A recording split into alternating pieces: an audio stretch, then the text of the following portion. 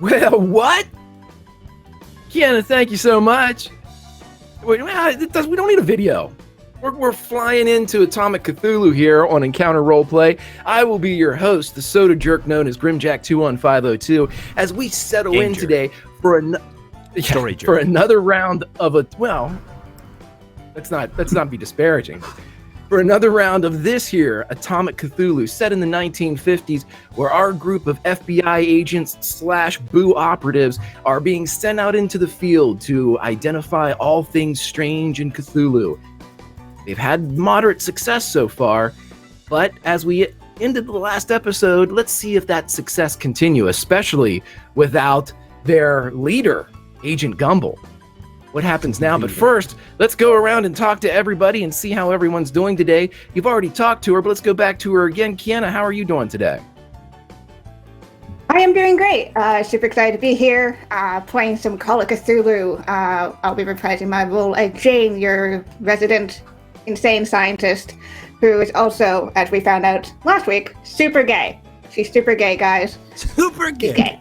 Super gay. Not just regular gay. Atomically gay. Right. I like that. Yeah. Can we get that on a pin? Atomic levels of gay. That's her new description now. Love it. Like, I'm going to remove all the character descriptions for her and just put atomically gay. She's got like a three-digit atomic numeral on that the would be awesome. gay periodic table, right? Okay. Awesome. She's got gamma the man radiation. Right, the man that has some things to say. Myth, how are you doing today, buddy? Hi, I got stuff to say. My light went out. Boy, I don't know what to say anymore. I think I said everything I needed to. Hi, I'm excited to be here. I'm playing Joey DeVivre. He's full of joie de vivre. I believe that's how you pronounce that. And we're going to get radiated and I don't know, work on cars or something. Whatever greasers do in the 50s. Awesome. And speaking about working on cars, let's go over to our resident mechanic, Mike. How are you doing, Mike? Hey, I'm doing pretty good. And if Greg here is our resident soda jerk, I'm just here to be the regular jerk. And let's see how many other players I can kill today, or not kill, or try to kill. Hopefully just Julian. But we'll see. Or their characters. We don't know. I'm only killing characters. Damn it. I'm getting so deep into the Cthulhu, I'm killing actual people now. But I'm here to play Lenny Sparks. Sorry, Jules, don't worry about it. You're fine. But I'm here to play Lenny Sparks, safe, right? and I'm back on the Roadhog, and I am officially the Road Warrior. So we'll see what happens today. It's Roadhog. Right. That. Yes, it is. You are devolving into Mad Max. We'll see how far your devolution continues. Speaking about devolution, let's go over to Jules. Jules, how are you doing today? And are you ready to die? Good. Oh, always a little bit inside. Yeah. No, I'm so excited for what new way you're going to try to kill me today. I am playing Ruby Martin, and I am so excited to maybe blow up. That's where we last left things. There was a bomb. Yeah, there was a bomb. There was a bomb, and I am in unfortunate proximity to Lenny, so there's a high likelihood of death. Very extremely high likelihood of death. But while you don't have your Agent Gumbel today, I did you one better, kids. I brought in a ringer. I brought in Laugh Love Lindy as none other than Trixie Biscuits. Lindy, how are you doing today? Oh, I'm doing super spiffy. I am ready for this Atomic Cthulhu set in my all-time favorite era. Ready to meet these awesome, characters and see what shenanigans we get into. Awesome. And as I can see going through chat, let me remind you guys of a couple things. Donations are still active and ready, so make sure the only difference is when you make a donation, please put it in chat so the rest of us can see it and react to it and congratulate you and point fingers and laugh at the players when you do terrible things to them. In addition, we have our cursed item table this week or this month or whenever it is, so look down and see if you want to curse one of these players with something particularly wicked. We also have our wild magic surges, and hey guys, guess what? Since I have the dice to the Millennium Falcon right now, here's what I'm throwing out there. Wild magic surges and viewer decisions will include Gumbel. So if you want to stack them for him while he's gone and not here to defend himself, feel free to do so. So I see that we did have some wild magic surges come in. So the characters that those wild magic surges affect, get ready to roll them, because we are starting off this episode of Atomic Cthulhu with a bang. But before we get into this episode, we need to realize exactly what has happened with the Boo agents over the course of their last adventure. They were able to determine exactly what was going on, or maybe not exactly, but they had a pretty good idea of what was going on in Richland, Washington. They found out that there was some type of invasion that was imminent between some type of bug creatures that had embedded themselves into the heads of a few of the residents. Now, in addition to that, we were able to go back and we met the NORAD group inside the mountain that had the fallout shelter of our Boo agents. During that Boo agent exchange, we were able to see that we had some love, some of it unrequited, some of it sinister, and some of it predetermined, perhaps, between all the members of Boo. Now, the only member of Boo that was able to switch out and not return with us for this adventure was one Marty Reiner. Marty Reiner decided to stay back and heal his broken heart as he was scorned by one Jane. And in his place, Myth has decided to bring in the aforementioned Joey DeVivre. So as Joey has arrived and has taken the place of Marty, they in turn have been given a new mission. This new mission is to go to one Colma, California, south of San Francisco. And in Colma, they were told that there have been several very odd occurrences, some of them violent, some of them, let's just say that crimes have found this once peaceful little village. And as they drove in, they decided to stop at the Chew and Chat, a local diner. And while sitting at the corner booth, they were greeted with one Trixie Biscuits, who offered to get them both food and information. And as Trixie Biscuits roller skated back to the back of the Chew and Chat to get some recent newspapers to kind of fill in the group on what's been going on, they were the only people in the diner when a man opened the door, turned towards them, opened his jacket, and revealed, strapped to his chest, multiple sticks of dynamite. And ladies and gentlemen, boys and girls, Bobby Soxers of all ages, we are delving now into Atomic Cthulhu. So I will ask the agents of Boo first, before we reveal Trixie Biscuits, what's going on? And what do you want to do? Greg, before we get into this, not just because I'm trying to delay our inevitable deaths right now, want to make sure that we shout out our sponsors. Make sure to check out Fantasy Grounds, who is our virtual tabletop of choice. So make sure to do that. Again, Greg covered the donations, so make sure to donate. And because of how things are right now with Will gone, let us know what the donations are in chat as well.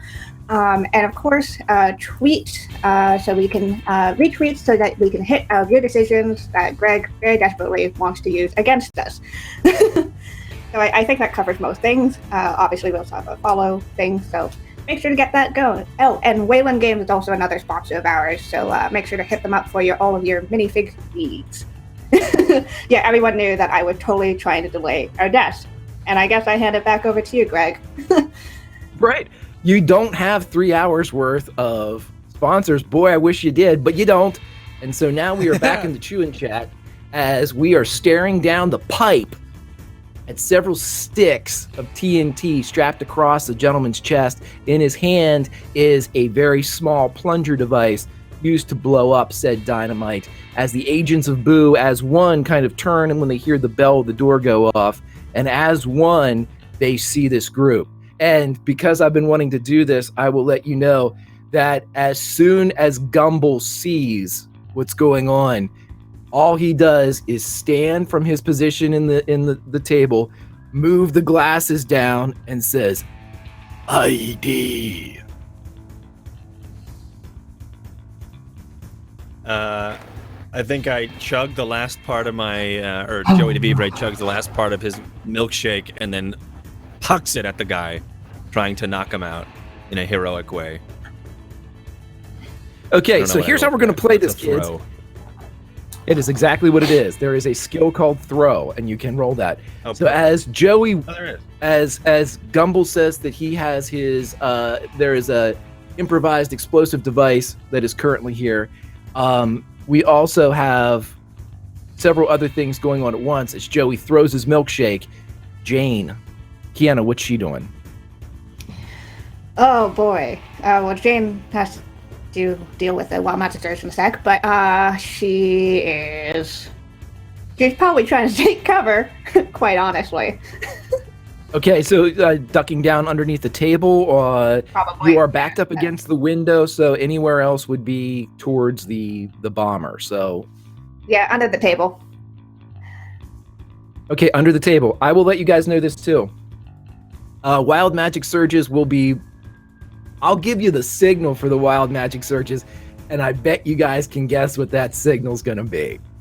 What are we gonna Perfect. do with Lenny? Lenny. Lenny is going to make sure he's not muted, and then he is going to. So Greg, I'm a scientist of an engineering persuasion, and not just a guy in a dope ass jacket. Can I give a quick look see in the seconds before the milkshake impacts in his face to see if this is actually a proper bomb and it's not some Tommy Boy type stuff? Yeah, absolutely. So do you want Or black to? If sheep, you've got I guess. mechanical. Joe Dirt stuff. Yeah, if you've got Yeah. mechanical repair, go ahead and roll that, and I will let you know if your success or how well you succeed. I succeed. Yeah, you're pretty sure this is real. Now it definitely looks homemade, but it looks by you succeeded, so you're not going to get too much from this. But it looks as if maybe this person has had training before. Perhaps he looks to be right around veteran age for World War II. Okay. Yeah, I think I dive for cover somewhere else. This seems to be a crowded area. Like, how far is he from where we are? Oh, he's about 25 feet max. You would also know this Man, from that your sucks. hard success, Yeah. that there's no way in hell a table is going to stop the force Yeah. of several sticks of Yeah. dynamite.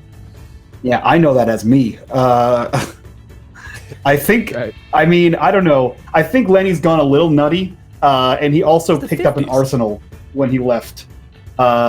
So I think he jumps over to the next booth. I assume they're like connected booths, and he pulls his pistol. You guys over are in the you top guys of are in the booth. last. Yeah, you Oh, guys are in shoot, the the last Pac-Man corner booth. booth. Yeah. Yeah, So if we're in the so- Pac-Man booth, I think the booth that so if I just lean over the top of the booth, like if I turn around, I think I pull my pistol up over the top of this thing. I think his military Okay. training kicks in when he was a serviceman.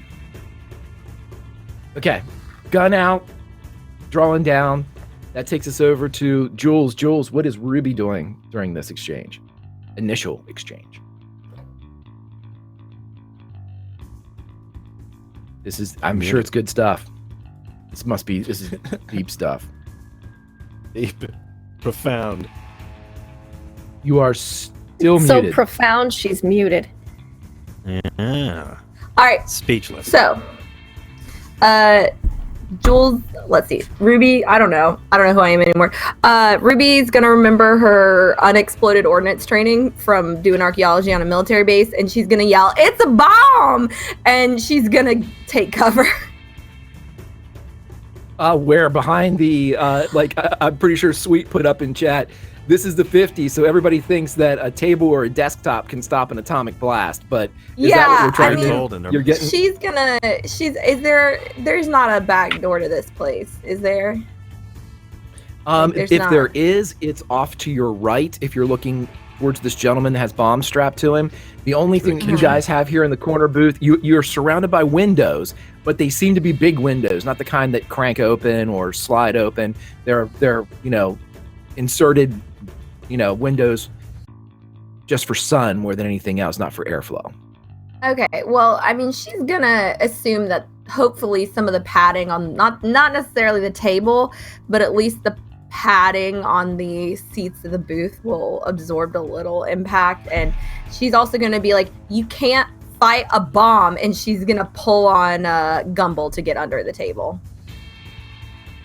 Let me Can't go, fight a bomb. Ruben. Yeah. Right. So as you are pulling on Gumble, trying to get him down, roll an idea roll for me, please. Okay, hold on. What is idea roll under? Is it just intelligence? It's just intelligence. Yep. Just straight intelligence. Okay. Let's spend 9 luck. Why not? I've got some luck. Okay, so as you spend this luck and you're given a regular success for this, you reach a similar conclusion that Lenny reached. That no matter, this table would have to be about 7 or 8 feet thick, and that there's no way you are in danger close distance to this amount of TNT. From your days on the dig site, you know full well that a third of the sticks that you see currently strapped to this gentleman's chest requires 100 yards before you're able to, clear everybody out. Great, boom. But you are within 25 feet. How breakable is that glass?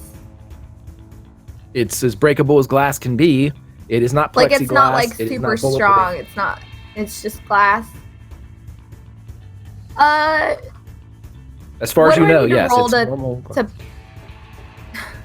Gosh, then I feel like she'd be trying to run, and I feel like she'd be trying to run. I feel like she would try to pick up a bar stool, break the glass, and run. Okay, the bar stools are all mounted to the floor. Well, shit. Is there anything I can throw through the glass? Brick size. There's for sure a napkin holder. Just bash it with a napkin holder. Something brick size. Anything. Okay, so you kind of get the fuck out of town. I'm assuming you're gonna knuckle up with a one of these napkin holders and give it a good straight to the glass. Okay, give me a strength check here. Oh, that's this is glass. Really... Oh no. How about, do I have a nat 20 I can use? I believe you do. I just looked at you got one left. Wait, hold on. You definitely have a nat 20. My character sheet strength and the strength, my character sheet that I made in the online thing and the character sheet I made here, the strength isn't the same. Oh, well, that's terrible because we're going by the online thing right now. So I need to know. All right. Well, there's the sheet I actually made. All right, I'll just use nat 20. We're going to break some glass and get the fuck out of Dodge. Wait. You can use a nat 20 after rolling? I haven't rolled. She rolled for her idea check. She rolled an idea check, but she didn't roll for a strength check. As you were. I got it. I'm here. I got it. Okay, I thought Marty stayed at home. On the nat 20 with the strength check, you're able to turn. It's a switchblade mustache comb. Yes.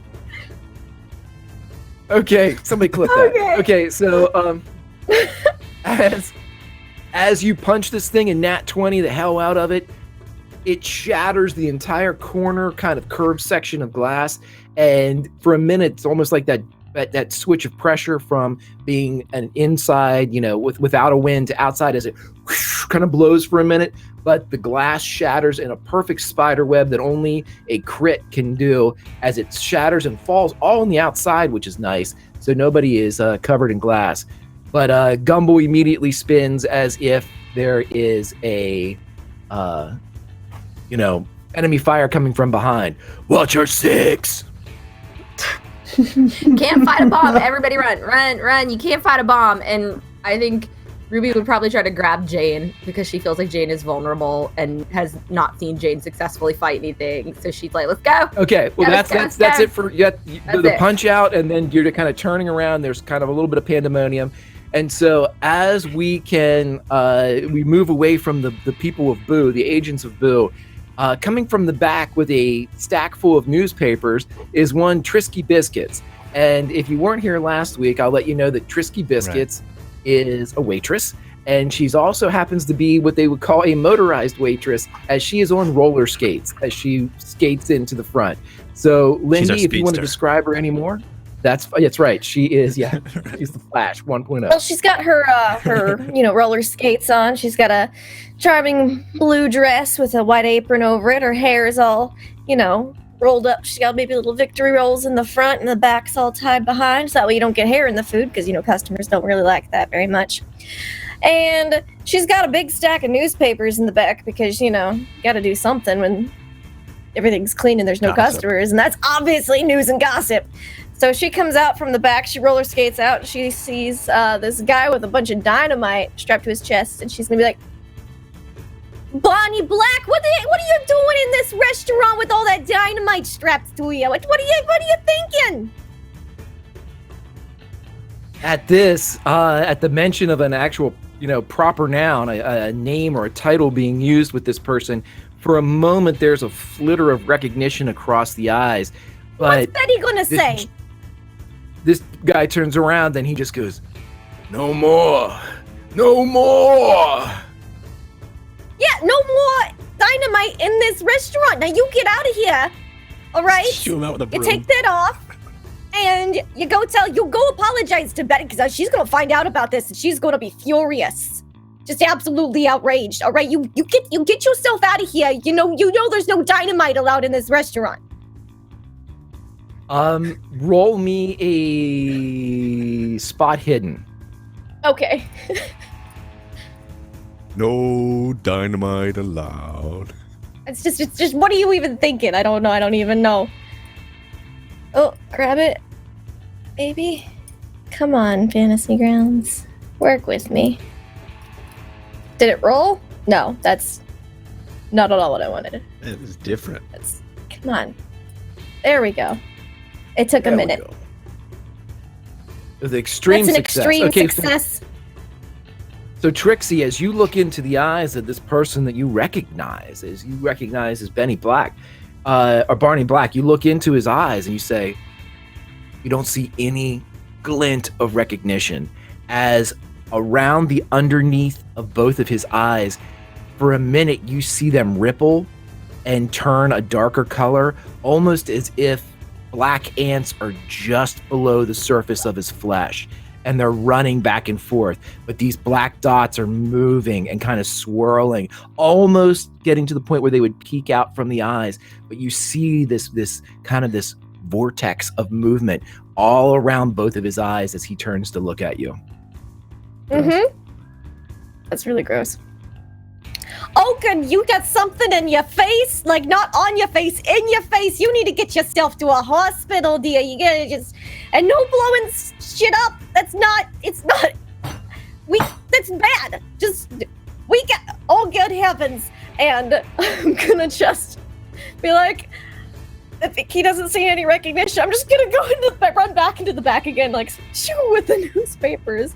Like, probably a couple of them get thrown into the air, and oh, this is bad. Okay, so in a puff of newspapers, Trixie Biscuits kind of heel spins with a toe break and glides back into the back as the gentleman comes in. And at this point, as he's kind of revealed these sticks of dynamite, you see him, and Lenny would probably notice this more from his military training, or anybody that has military training, or Ruby would from just what she's gone through in the past. There is a click, and you see him pull the plunger further out of the device, which anybody would know this is an arming mechanism at this point. So as he's arming it and looking ready and willing and very able to pass it and squeeze it, I'm going to give everybody else another. Gumball is standing there going, "It's going to blow! It's going to blow!" And because, of course, I can't do anything with Gumball, he's just going to narrate a little bit. So we're going to go again to Jane. What would you like to do, as this is seconds later, as this gentleman known as Barney Black is pulling back the plunger? Cool. Ruby clearly wanted to get Jane out, so Jane is going to go out of the now broken window and get as far away as she can. Okay, so you're going to just run as far and as fast as you can. Pretty much. Are you picking a direction, or are you just running away from the gentleman? Away from him. Okay, and what is your dex?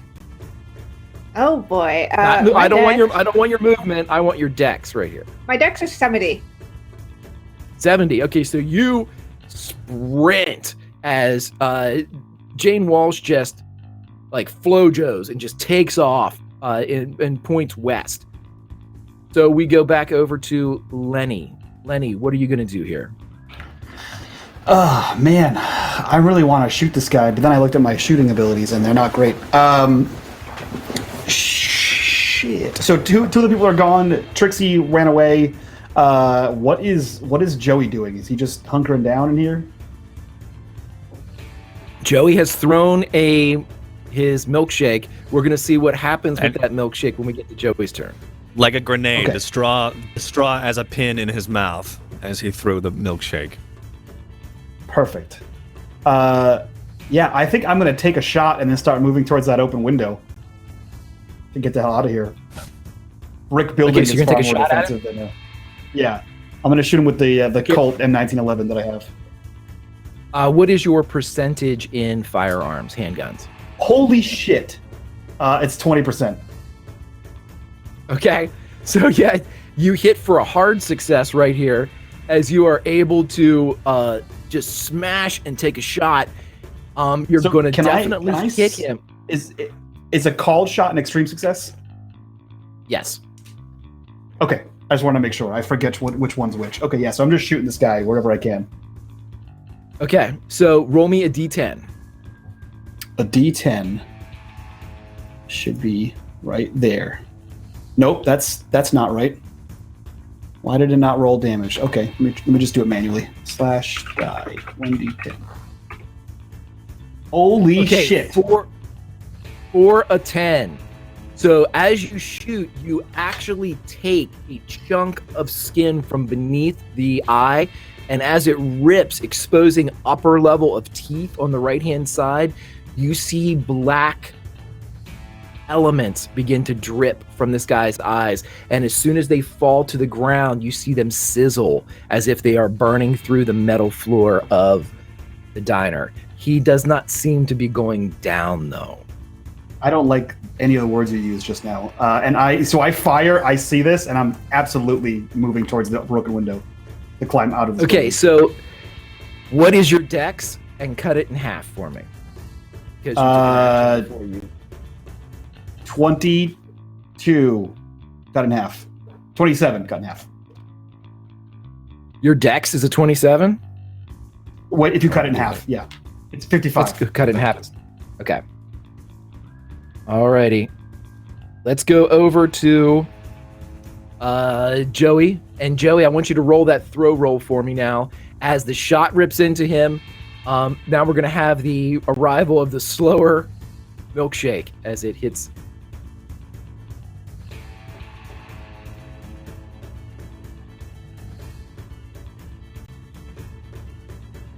So with a success, as the bullet rips the face off of this gentleman, and there's this black ichor compounding it with perhaps a measure of indignity, this milkshake splashes and shatters as the glass digs in, a large chunk of it slicing through the left eye as this white goo begins to drip down that you realize is riddled with these black dots. It too is sizzling as the orb or the gelatin of the eye is brought down onto the cheeks, and you see the man is shaking his head as if awakening from some type of slumber, but the hand is still going in that plunging motion. So Joey, what would you like to do? Realizing that it wasn't a grenade, and his throw was in not, he will then turn and run out the kitchen doors, I guess, as he sees it still going. Okay, so you're gonna run back in the direction that Trixie Biscuits. You're not going out the window. You're going like past the guy and into the back of the window. Yeah. Okay, what is your dex? Actually, yeah, I'm gonna go out the window. Dex is 65. 65 for Joey. And as Joey jumps out the window, we are going to cut over to Ruby. Ruby, you are standing there. It's just you and Gumble. And Gumble turns and says, "All right, Ruben, let's do this." Yes, let's run. And Ruby just grabs him and turns and dashes out the broken window. Okay, you're gonna take our good boy with you. Yes, I'm gonna try to. Okay, here's what I'm going to allow you to do in this nanosecond. You know that Gumbel has feelings for you, Ruben. I want you to either roll a charm, a fast talk, or a persuade to see if you can get Agent Gumbel to go with you. None of those. What am I the best at? Or you can just try to grab him with strength and take him out of there with strength. If you want Not to. very good at that either. Let's go with charm. Can I have advantage because he likes me? I will give you plus 20% because he's conflicted. Okay. So it's not necessarily advantage, but nope, that's a fail. okay. So even with the 20%, I have no clue how much luck I would have to spend. Gumbel A is lot of fighting it. against you. No, it's a bogey. There's a bogey. And as you have to make a decision at this point, are you going to stay with Gumbel or are you going to jump out the window and run? God damn it. I'd feel bad if Will's character got killed off because of me and he's not here. But I feel like It would be all your fault, of course. it would be all my fault. It would be all my fault, nothing. wouldn't it? It wouldn't be your fault at all.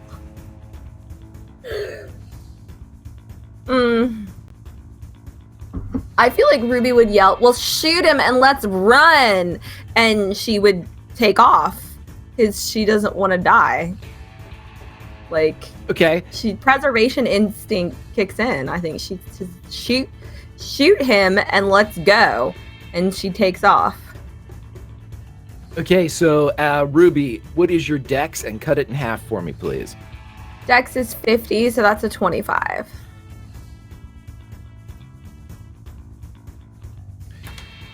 Okay, so as everybody seems to have picked a way to get out of here, Trixie, we're going to cut to you as you are in the back of the diner at this point. Currently, Joe, the owner of the Chew and Chat, has taken a break since there wasn't anybody in the diner, and the diner is currently empty as far as staff is concerned. So Okay. it's just you inside here, and as you skate into the back door is there, but that is the only other exit from the Chew and Chat. Yeah, well, if Joe's on break, he's not here, so I'm just gonna beeline it out that back door. Okay, so yeah, Joe Chew is not here, so as you open the door of the Chew and Chat, I'm on you roller skate skates. out into, Super fast. and what is your dex as you hit My dex the is 70. and I'm on double that skates. to 140. Yeah. Yep. So with 140, we're gonna My take hobby's this roller from derby. I just love We're the gonna take roller this from- derby. we're gonna take this from Trixie's point of view. So as Trixie is, full on roller derby, she's down Apollo Ono, just absolutely cruising down the back of this alleyway. And as she spits out into the main street, there is a sound of folding metal behind her, which is the precursor to a massive explosion. And as this explosion rents the town of Colma, California apart, I'd like everybody that needed to roll a wild magic surge to go ahead and do that for me now. Oh dear. I have a And Kiana, if you 570. have that D10,000, I do not. I am unprepared. Greg, I've Greg, got quick it. question. In the 3 weeks in which we were in the bunker, did we heal? Yes, everybody's at full health It's right what, now. it's like what per day, right? Something like that. Yeah, no, you guys are at full health. You were in there plenty of time. Okay. You had medical facilities at your disposal, so you're perfectly fine. All right, so cool. So I know the one that I rolled. When caster teleports, only 95% plus 1d10% of their body is teleported. I That's had perfect. the exact same one as Dr. Thaddeus Lewis. So what we're going to say is this. And that was awful because we When- teleported so much as- in that game. Yeah. As someone So, running yeah, from an explosion. Perfect. Yeah. So what we're gonna do is, I'd like you to roll a d10 for me. Cool.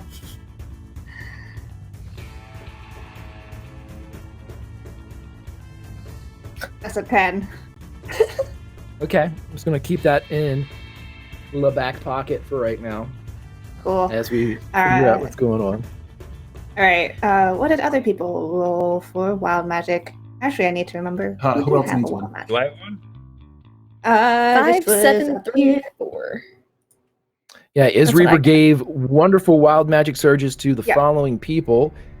If I can find it back up Trixie, here. Jane, and 2 for Lenny. 2 for Lenny. Man, come on, is Reaver? It's BS. Mine my is dude. 5, 7, 3, 4. 5, 7, 3, 4. Okay. 5, 7, 3, 4. Target forgets that their allies know who they are. Or target forgets that its allies know who he is. So It's like, so I know who they are, and they know who I am, but I forget that they know who I am. That's gonna Yeah. be fun. I'm Trixie So you're Biscuits. constantly introducing, you're Yes. constantly identifying yourself, right? Yes. cool. And what is And Lenny? Mine are great. One is 1084. Caster is attacked by countless stinging. It's less cool now. Earthworms. We're gonna that's one change of that them. to ants. Yes. Have fun, Greg. And the next one is, was it 2507? Is caster, I guess me, must drink at least 4 gallons of water. Doesn't say in how, oh no, it does say each day I must drink 4 gallons of water. Hydration's very trying to- important. Gotta stay hydrated. I'm trying to cut. I was a little bulky. I'm trying to cut down, trying to slim up for that Mad Max Road Warrior look. Right. Okay. By adding water. So right? as right, it's the anti-sauna. He thought, I don't like what these guys are doing when they're looking shredded. I'm going the other way. I think it's an untapped I wanna resource.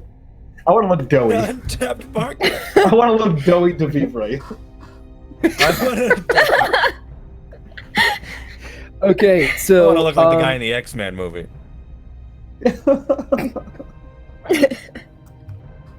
Okay, so as you guys are going, Trixie, as you round the corner onto Main Street and this explosion that was formerly the Chewin' Chat explodes, taking with it the glass and metal and grease, which is a secondary explosion, and apparently the life of one Barney Black that was the bomber inside of it. As the explosion rips and sends glass and metal flying in all directions, I would like the following people to make rolls for me as far as dodge rolls. And those would be my people with the slowest dexes that were cut in half, Lenny and Ruby, please. What's dodge? Okay, there's dodge. I I failed. should also let you know, I Greg, that also we fail. have a viewer decision.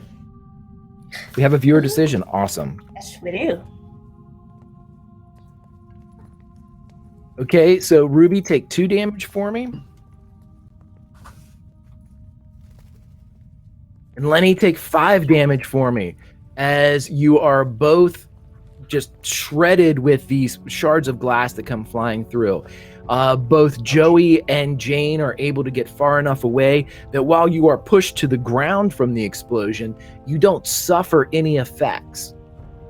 Or at least you don't think you suffer any effects. Roll a spot hidden for me, Jane.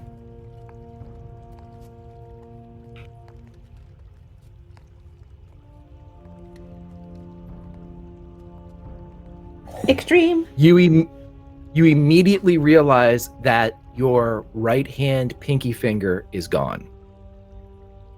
Cool. Okay. It's not bleeding. It wasn't as if it was severed. It just looks like it's never been there before. It's even there's not even an existing metatarsal or a carpal bone that goes into the hand. It's as if you've only ever had 3 digits and a thumb on your right hand.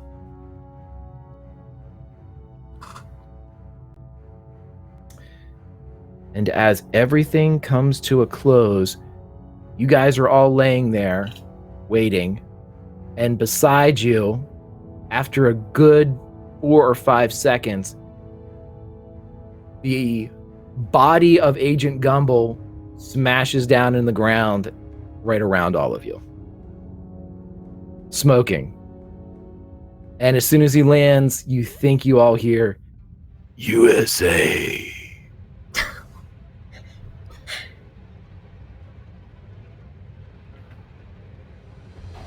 Way to go, Jules. I'm real sorry. I couldn't get in the Thanks. Jane's gonna go check him out and see how he's doing. Wow. Yeah, I think Ruby would too. I mean, Okay, Greg whoever's just Killing there, character and they're not all even around here, us. Greg. Nice. roll a first aid or a medicine, whatever you would like, whenever you go up to Gumble. Okay. Nope, no medicine. First aid. God, why do all my rolls suck?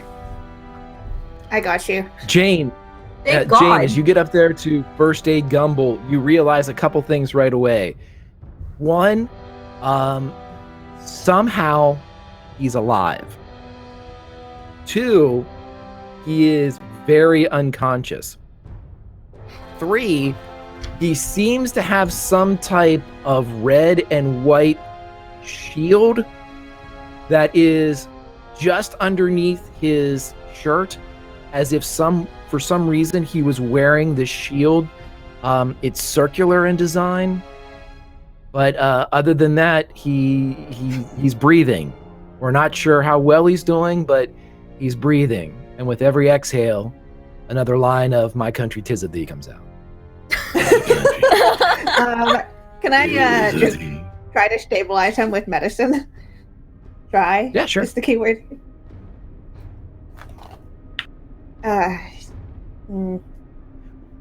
Technically, your first aid stabilized him and gave him back Okay. 1 hit point.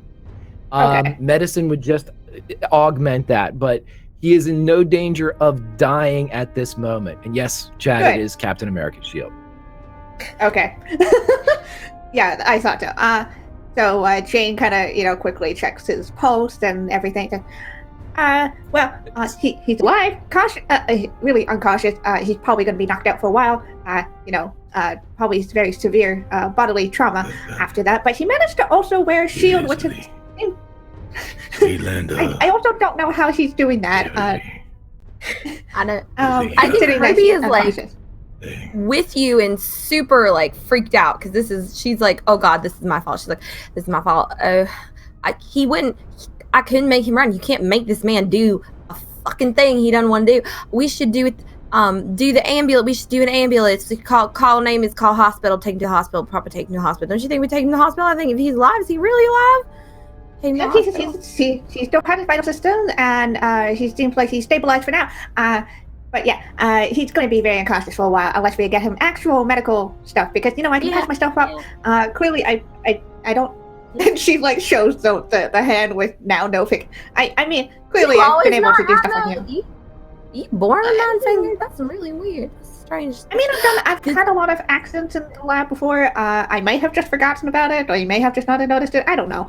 Either way, we should probably, we gotta cover that later. Is there a payphone anywhere? Does anybody have a fucking dime? We gotta call an ambulance.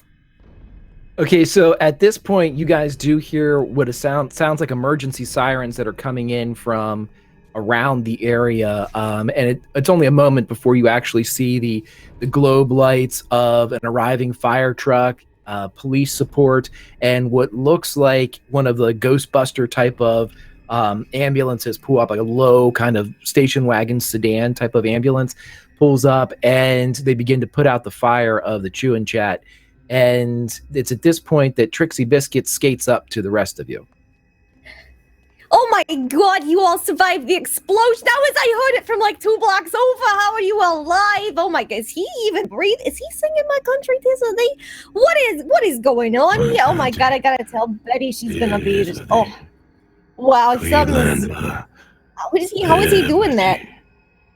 I don't know either. Nobody knows. No, you have no clue. No, not a goddamn clue. Maybe I should study it later. Either way, you know how we're talking about how, there's this secret bad things happening? I think this is kind of the bad thing happening. There's been some types of bad stuff happening all over town, but not like this. Oh my god. That's just... I have a couple of the newspapers. I threw up some of them in my panic to get out of the restaurant, but I got these, if you want to look over them, or... Oh, good heavens. Oh, we gotta call Betty. She's gonna have a conniption. That's his wife. Lindy, I love you so much.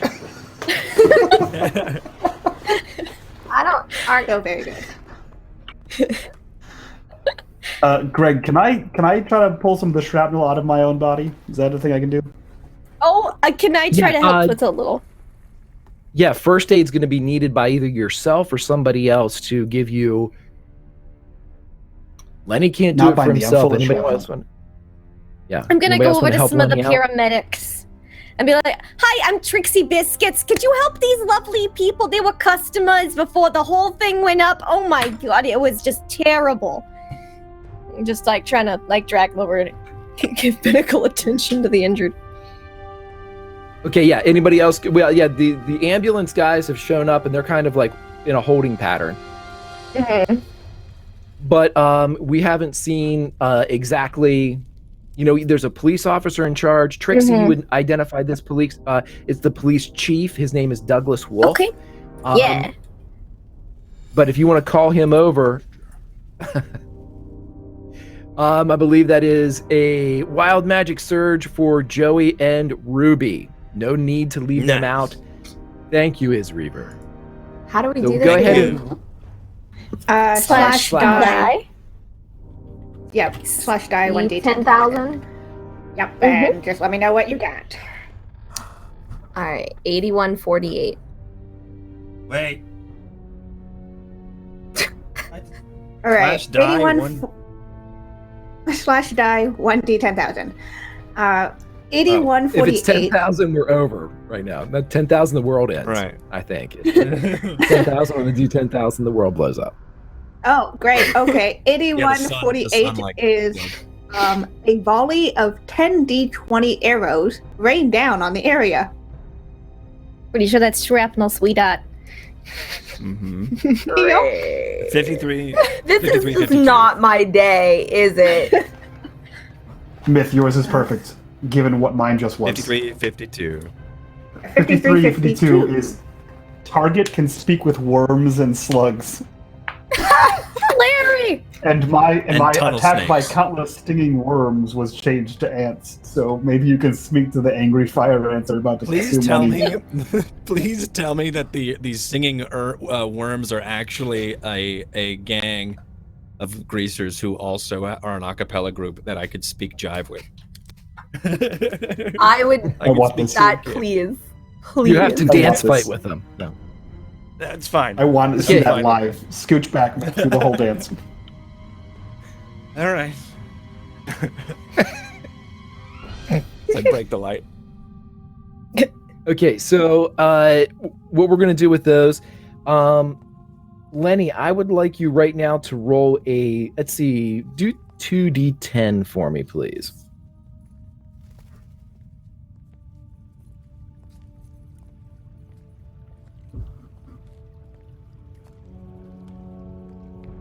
$19. 19. Okay, so with a 19 roll, you immediately feel odd. Oh, I mean, I guess as it was, the- sorry, it was 10. 1 and a 9. 10. Okay. Yeah. So as you immediately start to feel as the shrapnel is healed for you, you begin to feel as if there's something on you, running over you. And the rest of you see the emergence of these very large black ants that begin to climb all over Lenny as he's standing there. And Lenny, you feel as if there's one of them in your throat, and you are compelled, as you see that right beside the diner, there was a fire hydrant that seems to have been broken or damaged in the explosion, and there's just a very fine, a very thin, highly pressurized gout of water coming out of the top of that, and you feel that that's probably a good way to get that out of your throat if you so desire. So the rest of you see that happening, and Joey, you see it happening, but you also hear the following. Let's get this guy. Oh, I'm pretty sure we could kill him. Let's climb into his ears. Let's climb into everywhere. These are the bugs I can hear. Oh God! You're not sure where that's you coming would see from. But you would see Lenny is like trying to pull the shrapnel off, and then you just see him like swatting himself like he's on fire, and he gets up and he quickly runs by the roadhog, and you see him grab something out of the saddlebags, and then you just hear like this tink tink, and he's going to town on a water hydrant as he's trying to make the hose, the stream of water bigger so that he can spray himself and get this bug out of his mouth. And you see him trying to consume a water. Lenny, what are you doing? What are you doing, I'm man? coming in What's going on? something. There's bugs. What is this? As the water is okay, splashing in your face. roll a strength check for me Just turned with into Donald advantage. Duck. What just happened? You just turned into a swan. with advantage, that you said. Yeah, with advantage. Yeah. So 31, which is a regular success. 75. Okay, so with a 31, a regular success, ting, ting, and then the fire hydrant erupts just as just as the firemen are running over to cap it, and they're looking at you like, "What the fuck?" When you boom in this gout, and you just put your face over it. Make me a dex check. As you Well, it's just so enter nice of your him face. trying to help out with the fire and the explosion. That's very Extreme thoughtful success. of him. Okay, Power so wash your somehow you're able to maintain your footing as you basically lean into this pressurized water that's flying out of the hydrant, and you just begin to drink. And despite the roar and the din and still the secondary pops that are going off in the explosion, Joey, you hear, Oh my God, it's water. It's all to the place. Oh,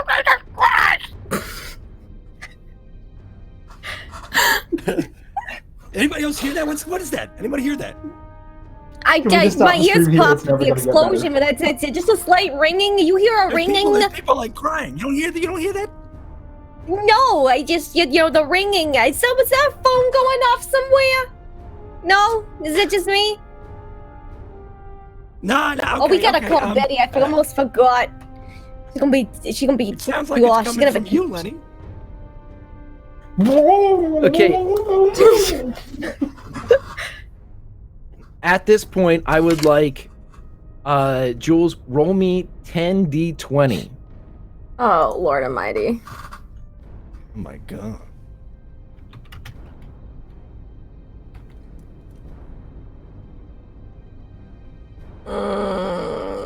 So, as This is how we all sounds die. like- yeah, it sounds like as this secondary explosion goes off, the emergency personnel has arrived. The hydrant has just been opened and water's been spilling out everywhere. And Joey's conflicted. He's hearing something. He's not sure where it's coming from. Lenny is trying desperately to get whatever's in his throat out of his throat. It's at this point, Jules, that Ruby looks up, and while she can't hear the same things that Joey's going to hear, she can hear the whistling, as it sounds as if over 100 objects are on their way from wherever they had been to a specific height and then are falling back down. And Joey, as it comes into audible range, you hear, Oh my God, we can't do it. Go, go. and you all of a sudden 121 ants begin to pop all around you. Now I would like, as they are hitting the ground with obscene force, I would like How a big are dodge these roll ants? from everybody, please. Oh, they're Oh, a good good heavens. fist size. Yeah, they're Okay. they're like softball size as they're coming in. Oh my Greg, do you need a God! dodge roll Making currently in a dodges? jet stream of water? We're gonna say that you're okay because you are currently somehow protected by this jet of water, and you're also carrying several of their friends. So it's almost like that Aliens 3 thing. They don't want to do anything to you particularly. So I'm on roller skates. Do I get advantage on that dodge roll? you don't. But Okay, well then I'm gonna spend 5 luck to succeed. Okay. Whatever. Ruby's probably not dodging. She feels bad. She's gonna jump and cover Gumball with her body. Yes, you it's are. It's a bad dodge roll. I mean, that's the only thing that makes sense. Okay, so you jump and land on top of Gumball, and you take anybody that failed their dodge roll, they take 1 damage as one of the bugs seems to hit him square, center mass, back of the head, whatever's exact, stinging shot to the hand as it splits a knuckle. And as you take your shot, Ruby, as you're laying on top, a shot that might have put the end to Agent of S.H.I.E.L.D. Gumball, as you take that killing shot. You hear, as you're pressed up against him, you hear, "Thanks, Ruben." You're welcome, Gumball. You're welcome. Least I can do. How is he still talking? Because I want him to. Do I hear these ants scream while they're hitting the ground, like their last moments? Yes, and I would like you to roll a sanity check as you hear the death of generations of ants. Oh my god! This is awful! What happened? Where is... that it? 60s. Perfect. Yeah. So with that failure, you lose 1 sanity as the death cries of this colony will haunt you. You're not sure for how long, but for at least the immediate future. For a while. Sounds good. Sounds great. Do I still hear the bugs coming from Lenny? They seem to have all been washed away. Yeah, you just hear just a couple distant screams as they seem to be swept into a storm gutter. Like the last thing you hear is, "We all float down here." And then that's it. That's all you hear. Perfect. Okay, so as you guys are all standing there and the explosion and the surges that followed, yeah, Lenny, you seem to, the thing in your throat seems to be okay. You're still wounded. Anybody that wants a first aid check can do so. I'm not sure that, Lenny, you ever received one that could have helped you before all of that befell you. No. But if you, so anybody wants to do a first aid check from someone who has good rolls. Yeah, nobody on this. Welcome to Monday. I can try, but I was going to try to get the paramedics to look at you all because they're that's their profession. And I'm all about keeping people employed. I'm unemployed now. Oh God, I didn't even think about that till just now. Oh, Trixie, I bet they're hiring at the place we work. Somebody. Just slap a Band-Aid on somebody. I have them in my apron. Yeah, so Trixie, I don't slap Trixie any Band-Aids on some me. bandages and is able to, is that for Lenny? Lenny is able to heal 1 hit point. And then, let's see, Ruby can't help. Nobody else can help. Okay. So what we're going to say is as Trixie is kind of bandaging some of the major wounds that have been suffered by Lenny, the emergency personnel finally get over when they realize there's nobody here to save other than this group that's currently, breaking hydrants and things like that. And so they come over, and so anybody that's lost any hit points, you get 2 back. Lenny, that would be 1 more for you as you received a first aid. So total in first aids from your comrades or from the paramedics, everybody that's lost anything gets 2 back total.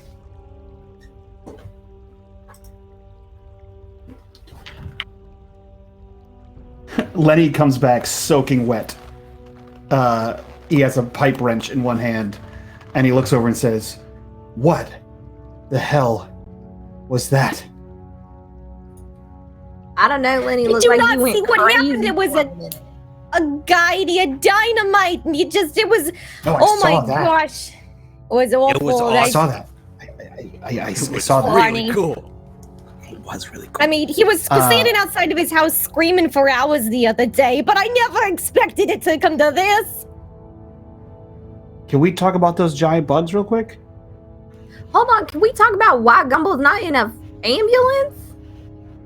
Yeah, they're taking Gumball, and as they're loading him in, You're on and top he's of him, muttering, Ruby. he's muttering patriotisms as they're taking him away. They basically say that they're taking him to the local hospital. So Colma General, it's right in the middle of downtown. It's only a 2-story hospital. You can find it. But if you guys want to keep him with you, you can. They say they can't really find anything wrong with him. It just seems like as if he's gone to sleep, but he continues to mutter these patriotisms. So they're not real sure exactly Some kind what of it is that patriotic coma or something. You gotta keep that monitored. red, white, and blue balls. Not that We're I'm not a sure medical exactly expert. So at this point, the police chief comes over to you, and once again, this is somebody that Trixie would know as Douglas Wolf. And he comes over and he says, "My God, are you all right? Were you in there?" Douglas! It's so good to see you. I'm Trixie Biscuits. Trixie. And, I know yeah, who you are, Trixie. yeah. Oh, okay, well, good. Would you believe that Bonnie Black just came into that restaurant with a big bunch of dynamite strapped to his chest and then blew the whole thing to smithereens, and he had this, like, stuff in his face, and I don't even know what was going on.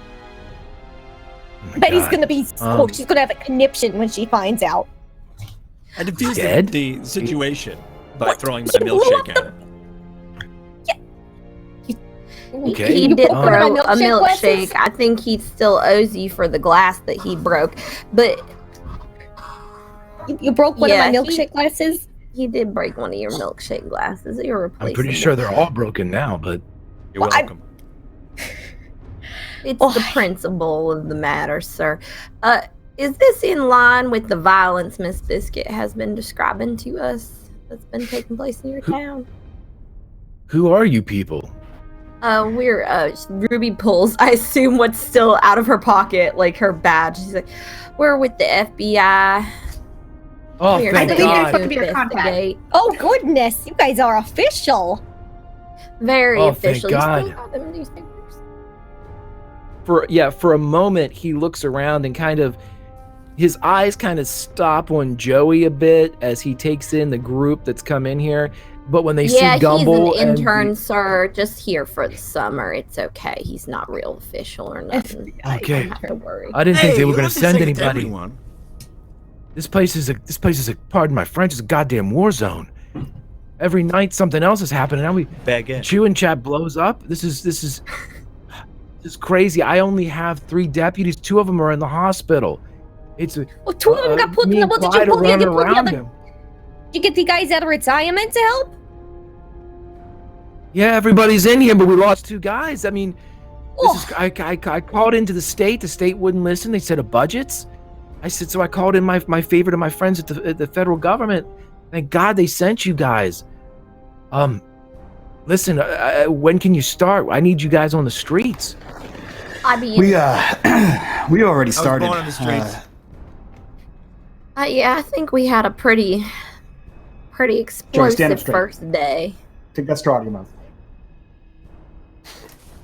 Like all dad mode. This is a favor We were to your dad. we were on our way to Behave. go talk to you as you were supposed to have as you had information, and then this whole incident happened. So thankfully you're here now, so we can exchange information and then get going.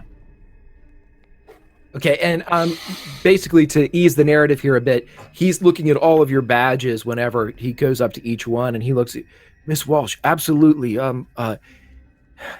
it's so Trixie can tell you here. It's crazy. It's the whole place is coming undone. We're just a small town. We haven't had any of this type of stuff A type of handful happen, of but nuts. it's And you can tell at this point that this guy looks like he hasn't slept in days. I mean, It's like the Planters massive factory bags. just opened up down the street or something, just nuts everywhere. Right. They're handing out monocles and top hats. But I get it. Are they really You handing go- out monocles and top hats? That would be a level of bizarre that I feel like we are not equipped to handle. We should be investigating that. That seems pretty cool. Right? I actually agree. it's gonna it a happen. metaphor? I can feel it. But listen, we were on our way here. There's been a massive crash in downtown. Listen, Trixie, take them Yeah. over to the black residence and see if they can talk to Betty. See what the hell happened to yes. Barney. Or Yeah, Trixie, I don't know. you're the only one I first can that trust. front window, and now this. Oh, she's just going to be devastated. Poor Betty. Oh. Well, Yeah, listen. And he goes over into his car, and you see him as he pulls out a large battery-powered unit that is a very like a CB, kind of a closed-circuit wireless police radio. And he turns the frequency. Wow. There, you're on my frequency. You can get a hold of me whenever you need me. But be careful with this. We only bought 3 of these. One of them got broken when the other car was How big hit. it is. What happened to the hot? Technology these days. Crazy. I know, it's so Right? small. It's just amazing. Yeah, he's like, it's like the size of a car. you guys go. It's nuts. Yeah. And so yeah, he hands that off to you guys, and so you guys have at least some type of contact with Douglas Wolf, and he points out, and Trixie knows where the house of the Black family It's like is. a number Accordingly- 1 Lion's Mane Way. Just gotta go with That's right. It's down the street. You take a left, and then you look into where the big oak tree is, and you take a right. Then we'll just go. Just take us there. We don't need to know where it is. You Yeah, you you do. can- So you bring us there. I mean, you don't really Alright. have to work the rest of the day. Everybody I know, roll I really listen hope I checks can for still me, too. collect unemployment for this, because this is just a tragedy. Well, Listen check. LBJ isn't president yet, so you're not going to really have that for a while. But Oh gosh, that's awful. Oh, we both rolled 96s. That's not good. Hey, I finally succeeded on something. I pull a bug out of my ear. right. That's, So that's real nasty, Lenny. That's real nasty. Ruby and Jane, here's what you guys Who was in hear there? as this is kind of going on, and as you kind of pull back a bit, you notice that in the background of this town, intermittently you can hear like a yell, and then you can hear like a pop pop. That's definitely like a distant sound of a gunshot. And you see that the police chief, he's hearing it too, and he's like, "Oh, sweet Mary, Mother of God." And he just, meet me at the station, but go see what you can find out about Betty. Make sure she knows. Trixie, just try to break it to her that I'll my break God, it to Barney. a real gentle like. You know me, I'm just the picture of subtlety. Yeah, bring her in if she's, I don't know, just What a everybody picture just go to that the is, station man. after. Let me know what's going on. All right. Will do. He walks off and begins to jump into his car, apparently going to investigate the sounds that you guys had all heard. Wait, are All we right, well, investigating let's something, or go. He just went to run off. Let's go, I All right, guess. Yeah, the Sit police chief shotgun. ran off. All right, Is now our car still no, intact? just, you gotta pardon the house because the front window been busted up and they haven't replaced it yet, so it's just boarded up. So it normally looks a little bit nicer. You can't judge Betty too hard for that. She works hard. She does. Do we judge her for the fact that her husband just exploded this entire building?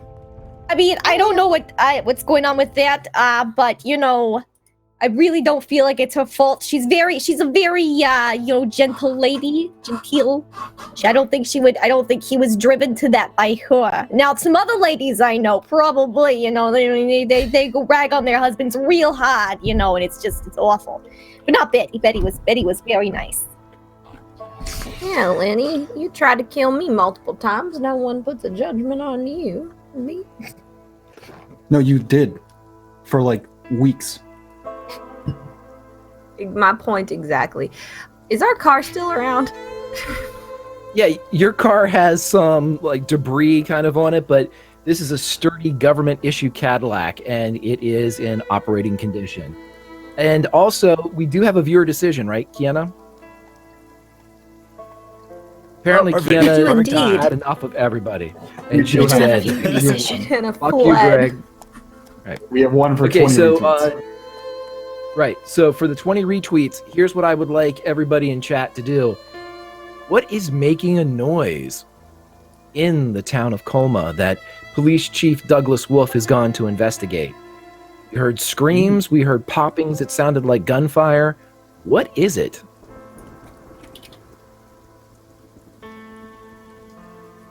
Sweet. Yeah, I think Lenny, after the comment about him trying to kill Ruby, he just sort of confusedly walks over to the Roadhog and hops on and looks to Joey and says, "You driving that thing now?"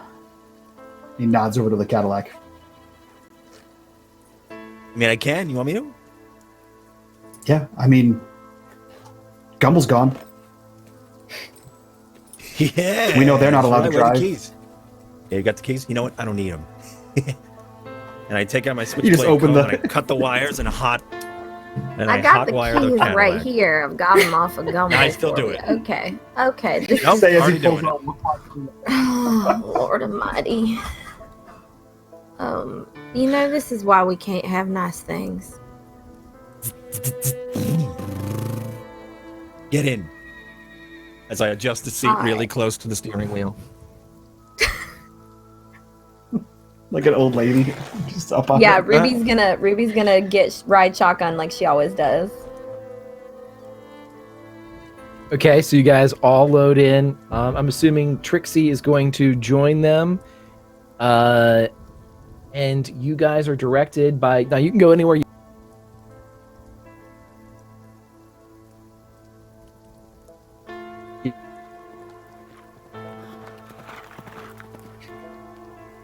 Did I robot there? Yeah, we you got, robot. We we all got did. cut out. Yeah. Okay, Yeah, we all yep. did. Okay. So okay, so everybody, you guys are all in the car. You can go anywhere in the town that you would like, but the police chief has asked you to go see Betty Black, presumably the now widow of Barney Black, who blew himself up in the chewing chat. Yeah, Lenny just follows I- behind the Cadillac. I'm like backseat driving. I'm like, oh, you gotta go turn left up there. All right, and then there's Lion's Mane. You gotta get turned under there. They're on the corner. Okay, all right, you know. Okay, yeah. Here, yeah. I see it. I see it. Yep, it's right here. We're Uh-huh. here. See, blown out Okay, window. I was okay. telling you about that. Yeah. Yeah, I so see it. as you did guys- tell me about that. When you guys slow to a stop as the Cadillac pulls in, driven by Joey, and as the Indian Road Chief pulls in, driven by Lenny behind, as you guys pull to a stop in front of this house, it is dark. And the big kind of bay window that's kind of stereotypical of the 1950s has several boards put across it. It's very evident that the glass has been broken, but not replaced. It is just repaired with boards at this point. What would you guys like to do? I suppose we get out and knock. Yeah, I think Lenny kind of to a stop next to the Cadillac, and he looks in and he says, "Hey, Trixie, Purrs to a stop. you know these people, right? Yeah, I do it. Well, I know Betty. Yeah. You want Tracy, I to think it. you want to introduce us?" Yeah. Okay. Well, yeah. What's your? Did I already meet you guys? Do you know me? I'm Trixie. Trixie Biscuits. Yeah. No, Joey. Tracy, We got Ruben. Was it Ruben? Ruby. You can call me Okay. Ruby. There's really only one Ruby, person who calls Lenny me and Ruby. Jane. Okay. All right. Here we go.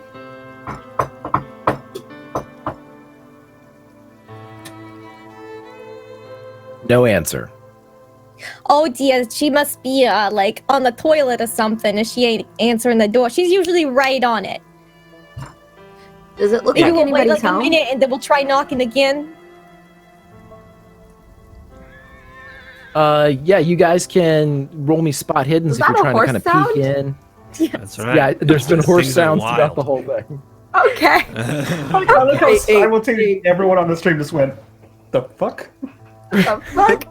That's what's really going on. It's got a fucking rogue horse firing gunshots. I leave and investigate the horse immediately.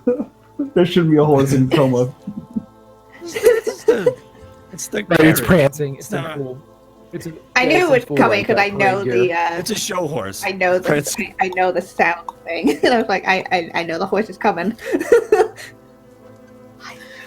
So you said it looks like no one's been here in home? days?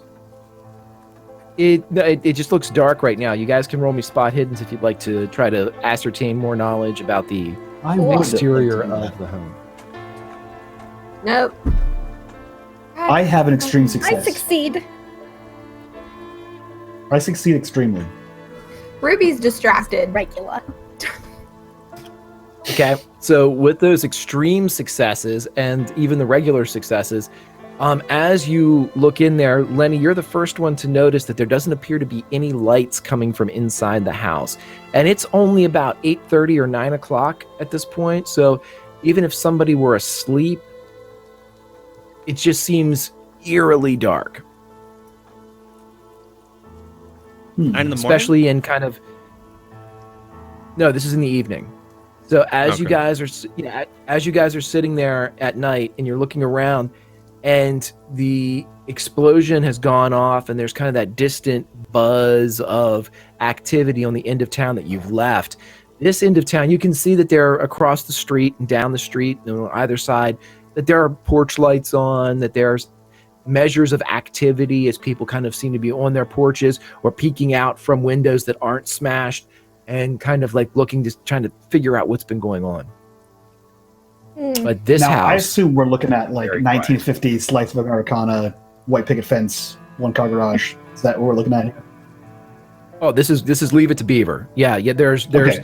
June and Ward Cleaver clones all along this street that are peeking out and looking around. Yeah, I think since Trixie knows the area and the people, Lenny refers to her or defers to her. He looks to her and says, "Trixie, you want to stay here? I'm gonna take a look around. Something seems off." Yeah, I He's gonna do, know like, a lap something's a on little us. off too. Yeah, I'm gonna knock again in another minute. But if you want to look around, sure, I'll stay here by the front door in case she comes and answers. Trixie, did they have a back porch? Maybe a screen door we can go through around back, knock on that? I'd assume they have a back door. Yeah, they do. They just gotta use the gate to get in the backyard, but they don't have a dog or nothing, so it's fine. Okay, I'm gonna go with Lenny and see if I don't die trying to find this back door. I'm gonna also go with Lenny. Okay, so Joey, Ruby, and Lenny are kind of going around back. Is that what you guys are doing? That joke about me trying to kill you Okay, again. So Let it the go, three of Ruby. you, as you go around back, I'd like you to roll spot hiddens for me. And the two of you that are staying up front, Jane and Trixie, roll listen checks for me. Okay, Nope. this is gonna go well. Success. Failure. Just utter I succeed. fucking failure all day today. I'm gonna spend 9 luck. Let me hear. Okay, so with I a regular succeeded. listen success, here's what you hear, Jane.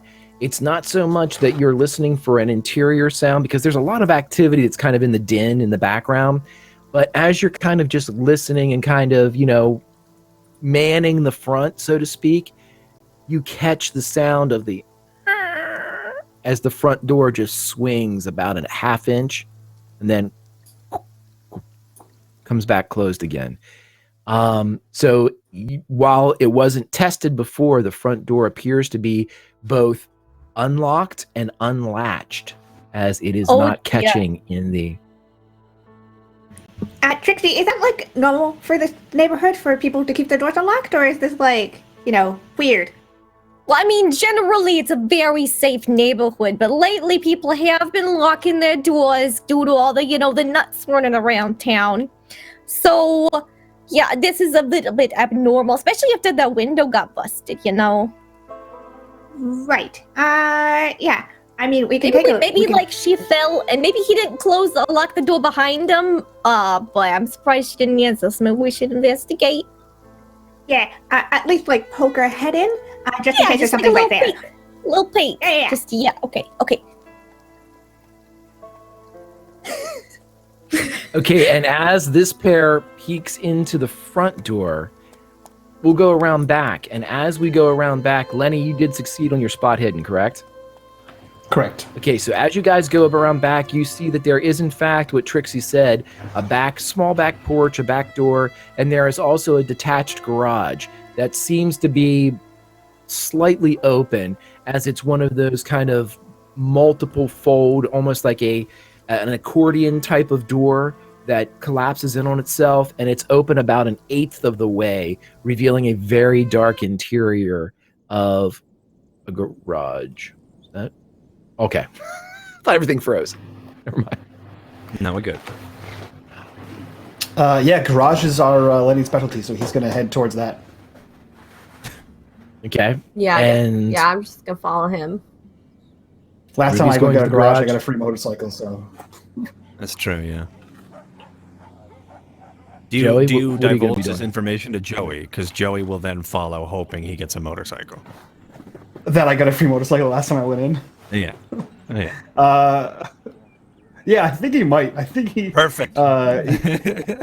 He looks around and he says, I don't know, last time I was in a garage, I got a free bike out of it, so I might as well get some parts here if there's some weird stuff going on. So that's where I found all the information I needed.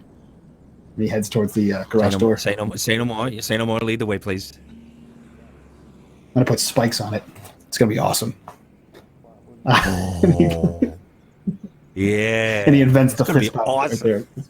It's going to be awesome. Then we invent And this. Ruby's What is just this? here. What, this feels good. Yeah. This feels Ruby- right. That felt much better than that felt much better than high five. I don't know. Let's do that. Let's keep doing that. Let's do that forever. He heads towards. let's ride that. Yeah. Okay. Okay, so as you guys get towards the garage, it is very dark. And here where the absence of, you got ambient light from the street lights and even the night sky, which it's moonless, but you still get, that ambient nighttime light. Inside this garage, it's very, very dark. Anybody have a source of light? Anybody a smoker? Anybody have... Ruby's got a lighter. She's Okay. a smoker. I actually picked up a flashlight. I also have it. Yeah, you got one last time, didn't you? Yeah. So yeah, you guys are able to go in. So who's going in first? I think Lenny kind of goes in. And because this guy is a noted bomber, I think Lenny kind of, before he gets in, he slides the 1911 out of the back of his jacket and sort of puts the flashlight on top of it, and he's holding it as he's kind of walking. Okay, yeah. So you go in, and what is the order after Lenny? So it's Lenny, then who? Me. Yeah. Lenny, Joey, Ruby? Joey. Okay. Lenny, Joey, Ruby, as you guys walk into the garage, we are going to cut back to the front room or the front of the house with Trixie and Jane. Trixie and Jane, as you guys Muppet stack and kind of look in through the door, both of you roll spot hiddens for me, as it is also very dark in this room as well. In the old Muppet stack. Oh, I succeed. Oh, No, hard success. When you look in, you both, even without the benefit of a roll, you both realize that the entire interior of at least this front room, which looks to have once been a living room of some kind, is trashed. To the point where any furniture that had been in here isn't just toppled or overturned, it's smashed. It looks as if somebody has taken a hatchet or a sledgehammer to any existing pieces. Trixie, this would look incredibly wrong to you because you've seen this house and it's, it's always pretty well immaculate. Betty maintained. on it. She uses the Bonami. It really gets the stains out. Yeah, so everything is, you can't really detect colors or what the anything that might be just, you can't identify any of the furniture per se, as it just looks like remnants of furniture in this place that has been smashed to absolute shit. When was the last time you were here? Oh, like last 2 weeks ago for, Scrabble night. But did not look like this. Right. This is Okay. So This isn't right. This is, oh dear, look at the couch. Oh, yeah, good so heavens. hypothetically, I could think of a couple of hypotheses right now. It could have happened, before the guy came and blew stuff up, or it could have happened after. And I don't know if it's after, if we don't know if the person might still be here, whoever did this. You talk really fast. Do you know that? It just spouts right out. I may not have been told that, but then again, it's like, I just have a lot of ideas and a lot of things to say. So sometimes, I just say things a lot.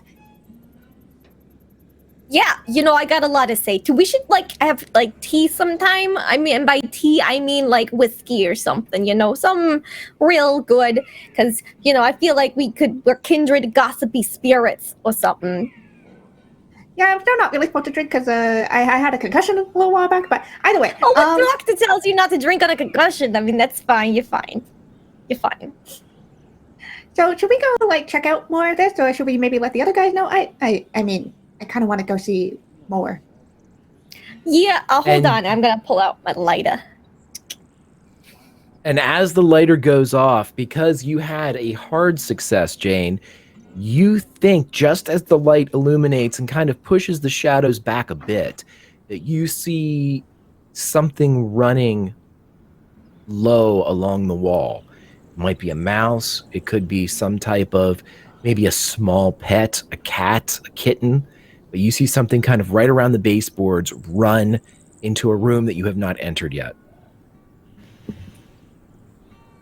Okay, I just saw something move that could have been a mouse or a really big mouse.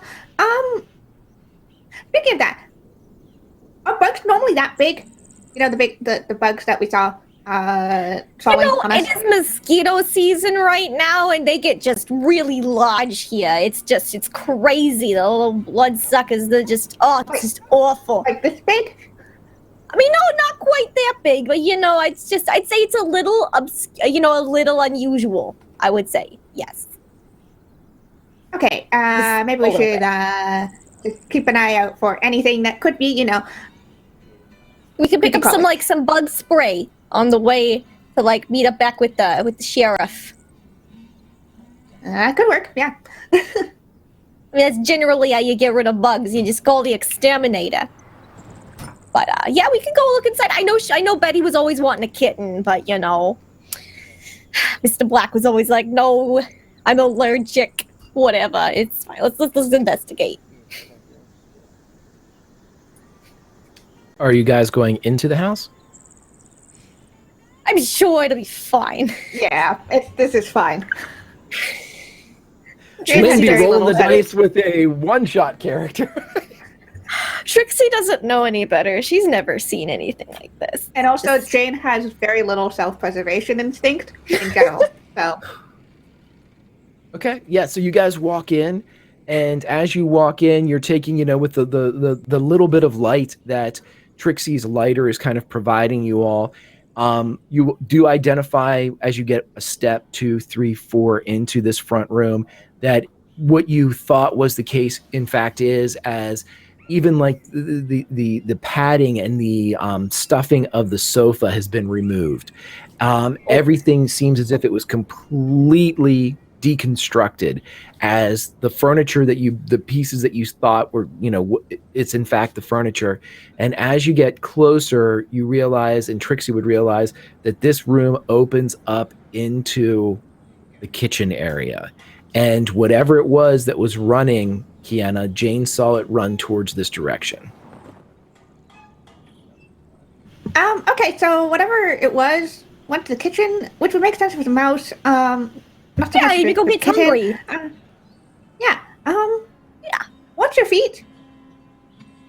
Oh, I got skates. I'm good. We're still on. Yeah.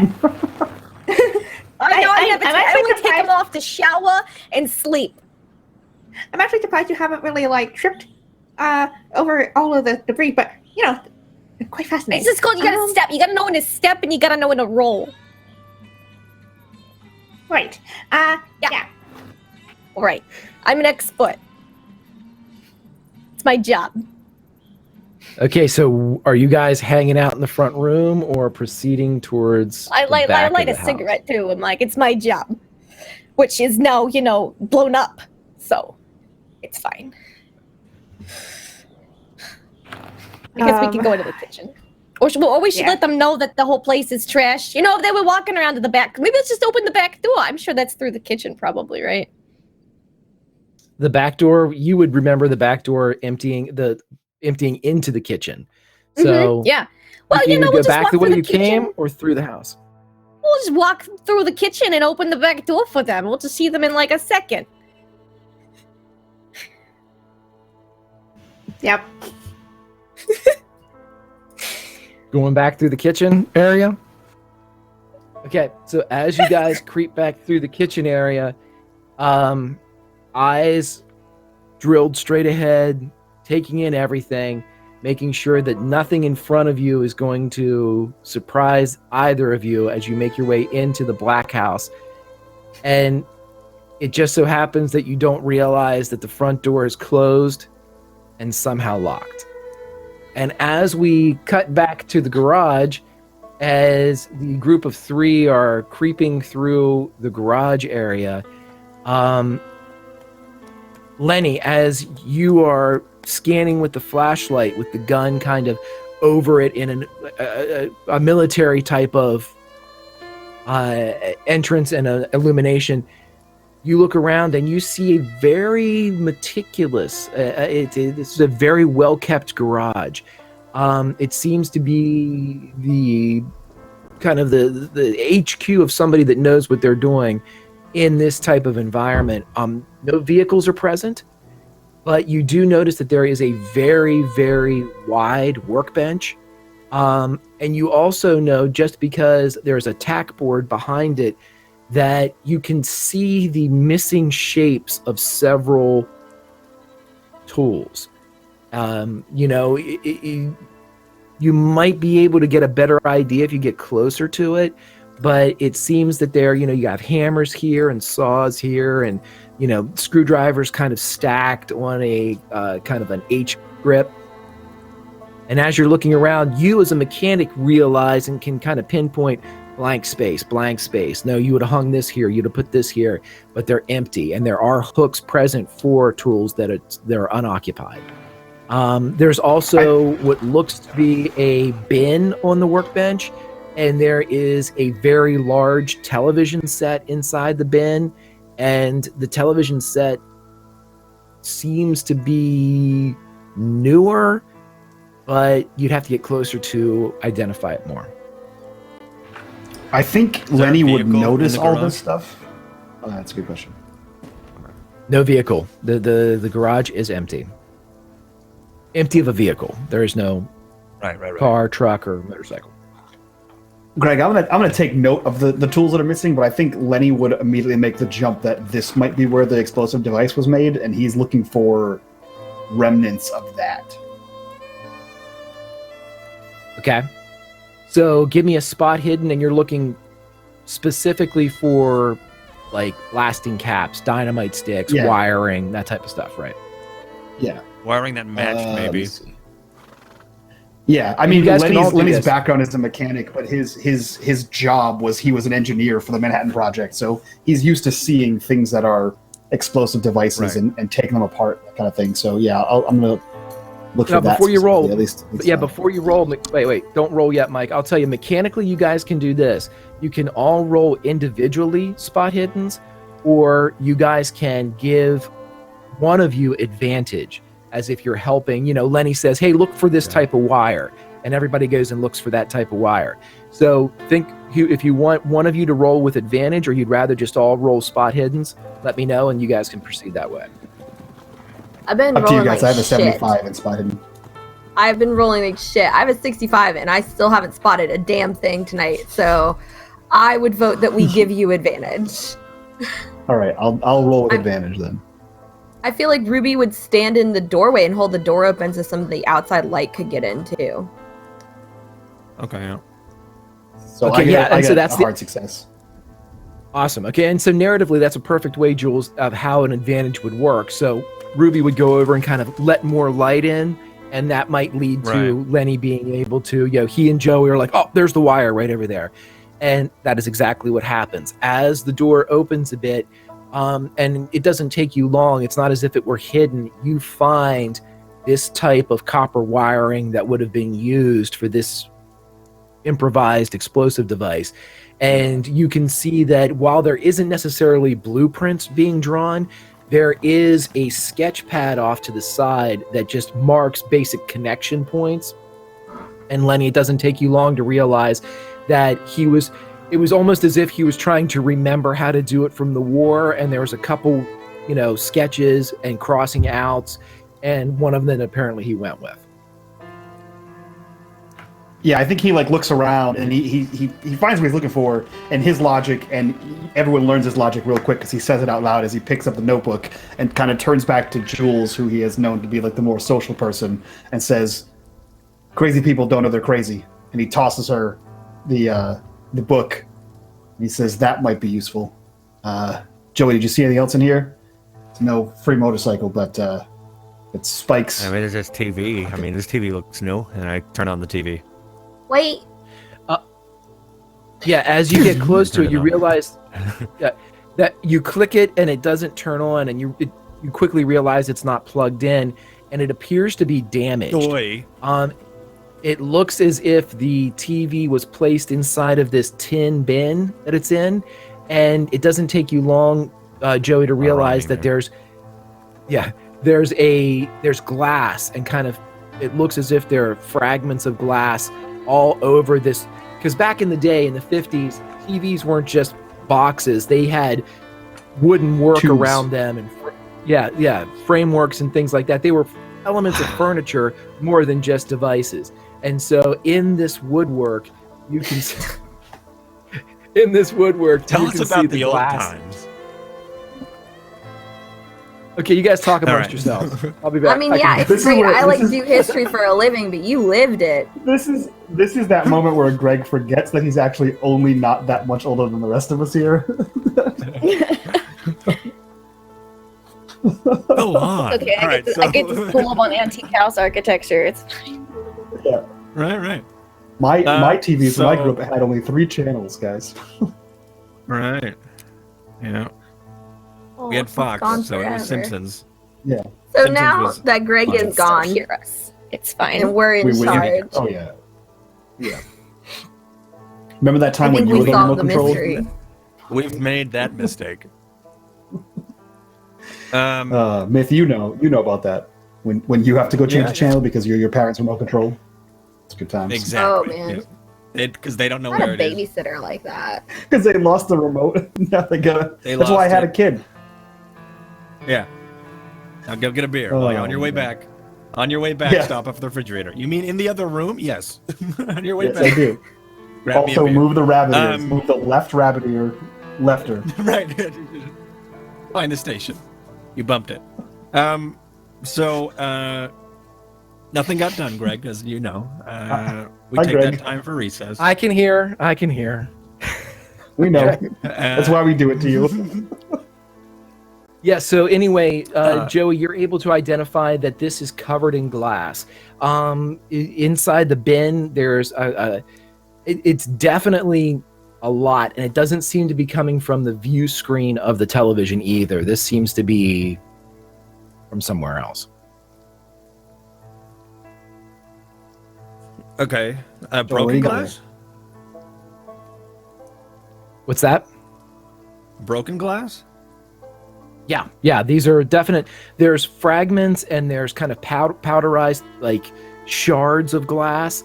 Right. So it's like the bulb. just a lo- blue. Yeah, like a ton of it. Just you're not sure exactly what, but there's a ton of like broken glass all around this thing. And the tube is still intact?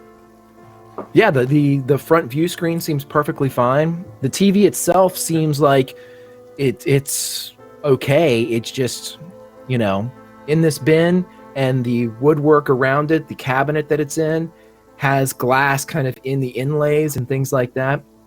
But it doesn't seem to have originated from the TV. Is it thin glass or is it thicker glass? Like, does it look like it would be a part of a bulb? Or like a replacement for this, or does it look like it soda bottle thickness or panes of glass, or even I tell you what, glass let's do a roll. menagerie? Right, let's do a roll for this. If you have electrical repair, I'll take that. If you've got mechanical repair, I'll take that, but it'll require a harder success. A spot hidden would require a hard or extreme success, just to kind of differentiate what you're looking for. I see him kind of looking this thing over real hardcore. Can I take a look at this too? Yeah, you guys can, tag team it if you want to. You said electrical repair? Yep. Yeah, I did electrical repair. I got a 63. I was trying my luck there. Woof. Oh wait, I've got it. Never mind. I already used it. Welcome to my world. All right. Yeah. Yeah, it's kind of baffling. You guys look at this thing and you're not sure exactly why this TV, which seems to be perfectly fine, there's just seems to be glass all over it. And it looks as if it was deliberately placed into this solid bin to kind of protect it and to make sure that if any glass came off of it, it would be collected in this bin. And it seems to have done the job in that corners of this bin do have significant amounts of glass shards and things like that. So it's odd. It's an odd thing that you don't normally see. Greg, I have an idea what this is, but I'm going to roll an idea check to make sure Lenny has an idea what this is, just to see before I do something awfully dumb. Nice.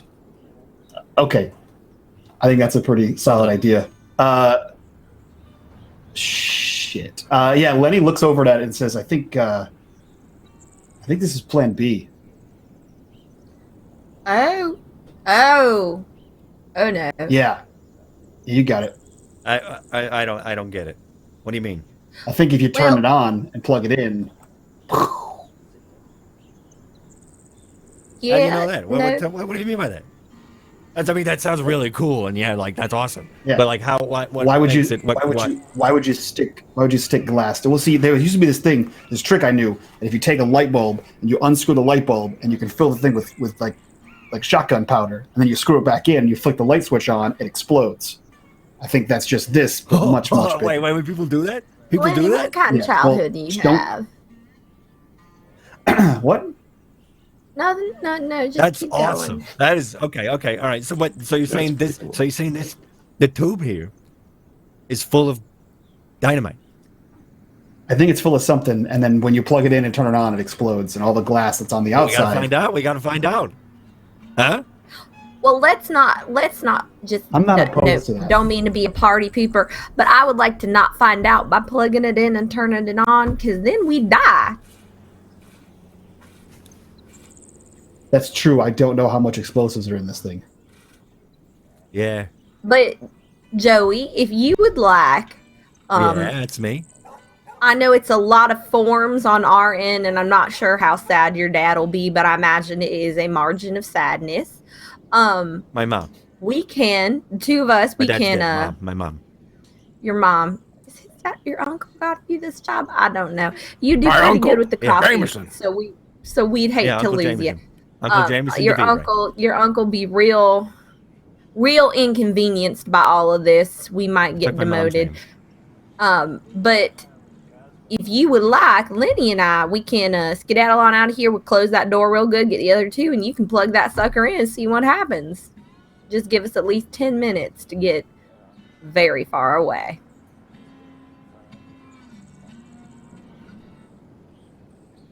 I'm right. I mean, maybe we could just like not turn it on and we could like see inside, maybe. That is also the preferable option. Congratulations, you are learning, and we'll be able to write you real good college recommendation when you get done with all this. So you guys want to perform a little Not surgery going here on its TV set? You want to? I think so. Yeah, I just don't know where the glass is coming from. Well, Okay, Oh, I think it was so put there I'll intentionally. tell you what. Theory, but wait. But why is that Same glass rolls that everywhere? we- I mean, like, unless... I think they're putting it on there, Joey. He's sticking the glass to it. yeah, I think it'd make real good shrapnel, unfortunately. Okay. Just sticking it onto it. Okay, all right. You had Now what? glue in You want us to preschool. re-roll? I don't know how much of it you ate, but I'm sure some of it got stuck somewhere. What I'll have you guys do is the same thing. Is the same thing you did when you walked in. You guys can each roll 3 individual, either electrical or mechanical repair rolls, or you can give advantage to one of you to see if you just want one person to try it.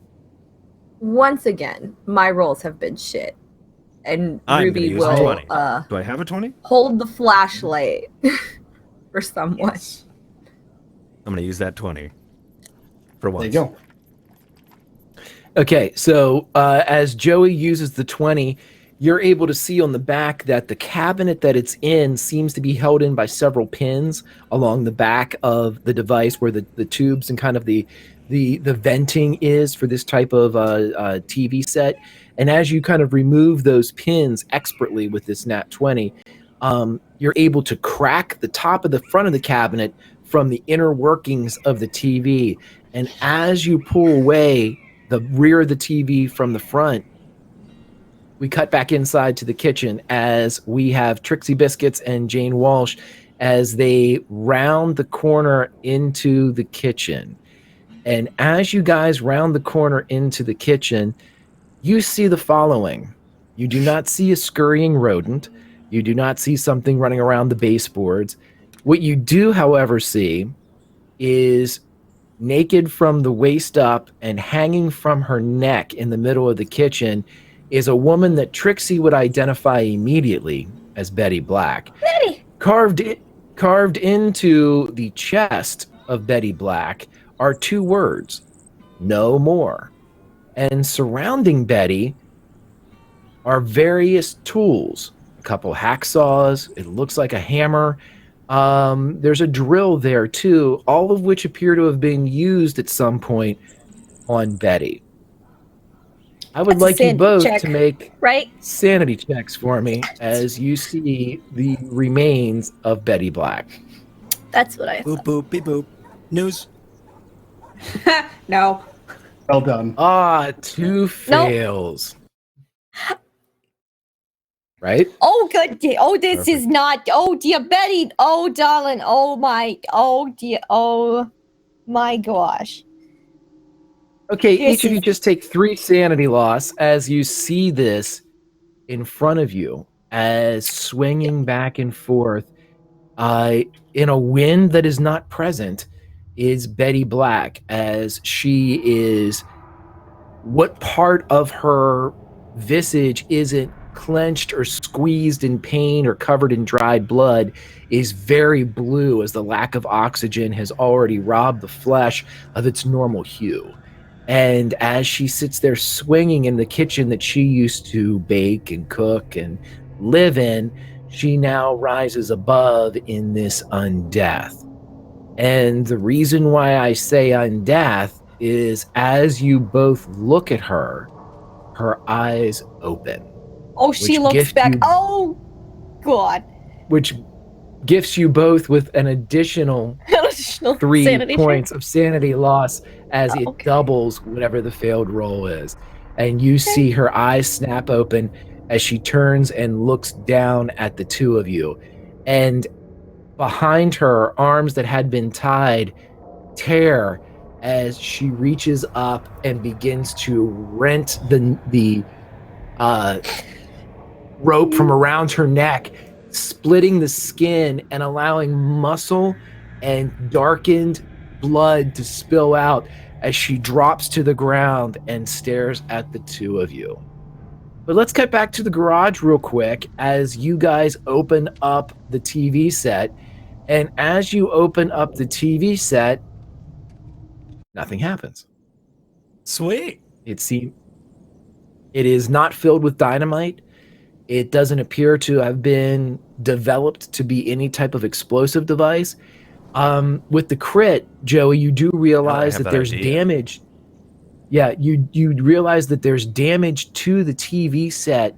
It looks as if, and because this was a crit, that the TV had been dropped, or it's receiving certain types of like almost like compression damage, like it had fallen from a distance, and inside everything had Or it was thrown taken out a that window. sudden, or it was thrown out a window. Which, as you look at it now, explains the glass that's embedded into the cabinet and the glass that seems to be stuck from the outside. If you had your guess, Joey, this is the object that went through the front window of the Black residence. And I divulge that information, say that to everybody. But why would it be drugged back into the garage, which is also very confusing. Unless somebody wanted to hide it, rather than get it taken away by any sort of person, any sort of sanitation or whoever was to then respond on scene, which also leads me to believe that no one actually ever responded on scene. Now, I don't know if Joey knows that or if Myth knows that. Let me try to get an I feel idea. like Joey's The bomb done idea enough was much cooler, vandalism that he knows it. Right, but oh right, people would respond. Yeah, that's true. No, Myth, Joey I'm can still have that looking. idea, and you don't have to roll it to see if Joey's smart enough to get that. You can, you can definitely. No, it's definitely a rash. You critted that roll. You get Yeah, right. certain leeway with the information, and it's as you look at it. So, yeah, you And with figure his that there. background, in vandalism, then people would respond. I mean, he is a troubled kid. He has had runs with the law, so that does make sense. No one has responded. Someone would take any sort of damage away from here. The fact that it was boarded up and then the weapon or whatever it was that was used wasn't taken away and it was just brought to the garage leads me to believe that it's been trying to be this was trying to be covered up by something. And I guess he says that to everybody.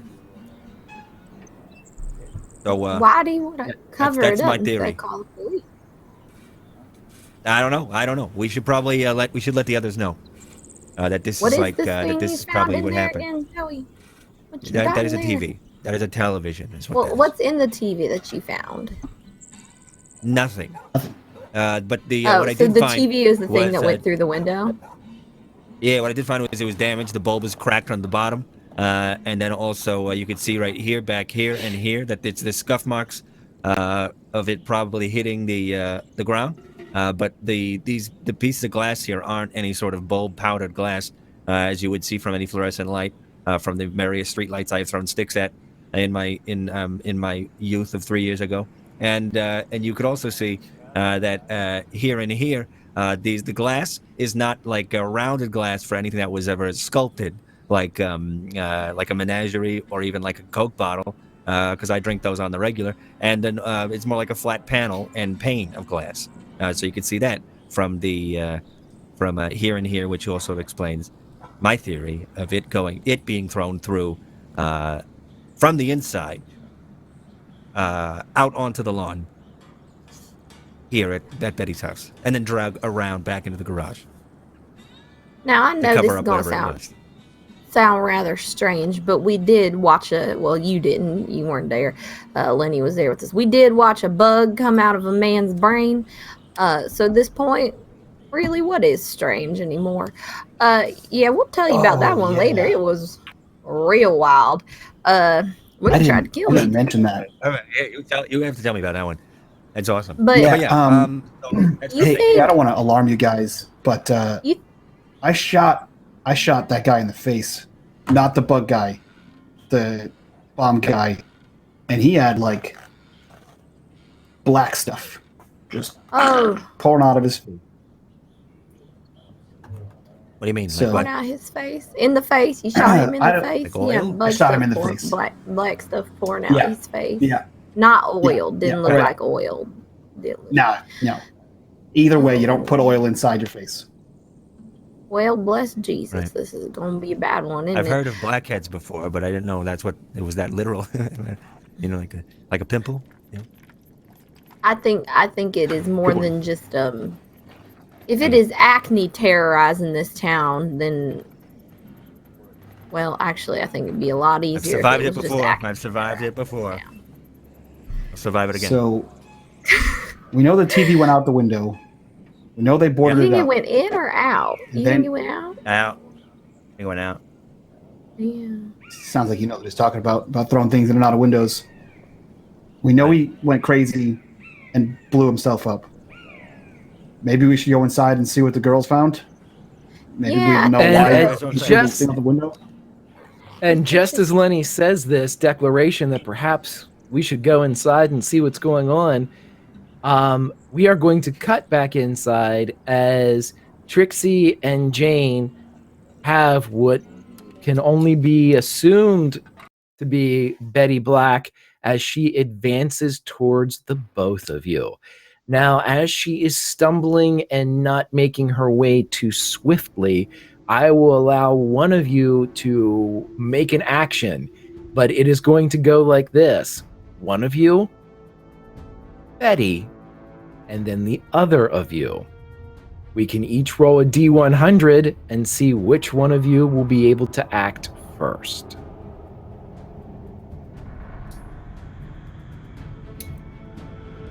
Okey-dokey. Great.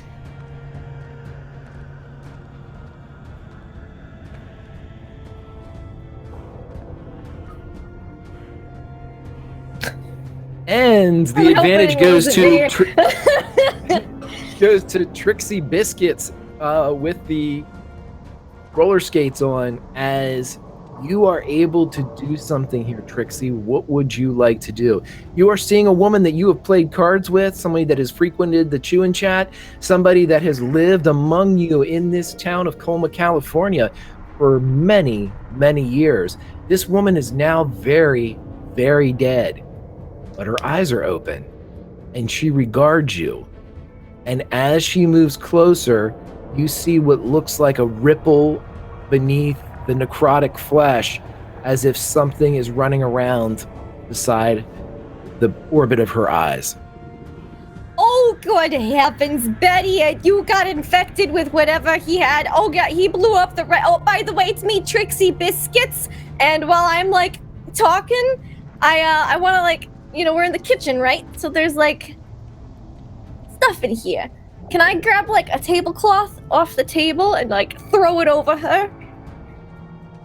I tell you what, roll a luck roll to see if there's still a tablecloth on the Okay. table and if there is even a Sure. table up. So let's roll a Sure. luck roll and see if Trixie's feeling lucky. Nope. I'm Nope. not that So- lucky, apparently. You Okay. remember that she had a beautiful light blue tablecloth at one point over a lovely cherry wood kitchen table, but both of those seem to have gone the way of the Smashed. dodo. As they, Okay, is there, like, a tool nearby that I could grab? You said there was a bunch of tools in here. Yes, there is Okay. a drill, which is a hand Uh-huh. drill, which is one of those ones that you Yeah, do I know, this I with. know. Yeah, there's that. There is a hacksaw and a hammer. I'm gonna grab the hammer. Okay. And You ha- she doesn't look like she's coming forward all benevolent like, and she should be dead. So I'm gonna try to whack her with the hammer. I'm sorry, Betty, but you need to stay in the better place that you was in before we walked into this room. And I'm gonna try to whack her. Okay, roll Like, in the a eyeball fighting brawl if I for me. can. All right, You're, let's you're see. going for the. Okay, so if you hit with an extreme, this will be an eyeball shot. All right. Let's see. I succeed, You fail. but not with if an you, extreme. No, I failed? Or- Oh. Yeah, so you need to. Wait, your fighting brawl is. 30. I thought. Yeah, 30. And why does it say you failed? Yeah, so yeah, with a 24, know. you succeed. You do hit her, so go ahead and roll me a d6 to see what it is you do to your former friend, now I'm reanimated so corpse. sorry, Betty, but it looks like you seen better days. Just Okay. stop. And with a 3, as you sink the head of the hammer into the side of the skull of your former friend, and it cracks and gives at the temple a Ugh. bit, You with should not such be force. walking. Yeah, with such force that you actually compromise the skull a bit, and it kind of pops the jaw to one side as an ill-fitting cabinet door would suffer from the integral loss of the cabinet itself. It kind of hangs funny as you crack it into the side of her skull, and as you pull the hammer back out, you see a drop of black as it hits the ground and sizzles. Oh god. It This is now- not good at all. It is now Betty's turn, as Betty is going to rear back and attack Miss Biscuits I'm sure she is. with a 9, which is an extreme Oh, success. That is bad.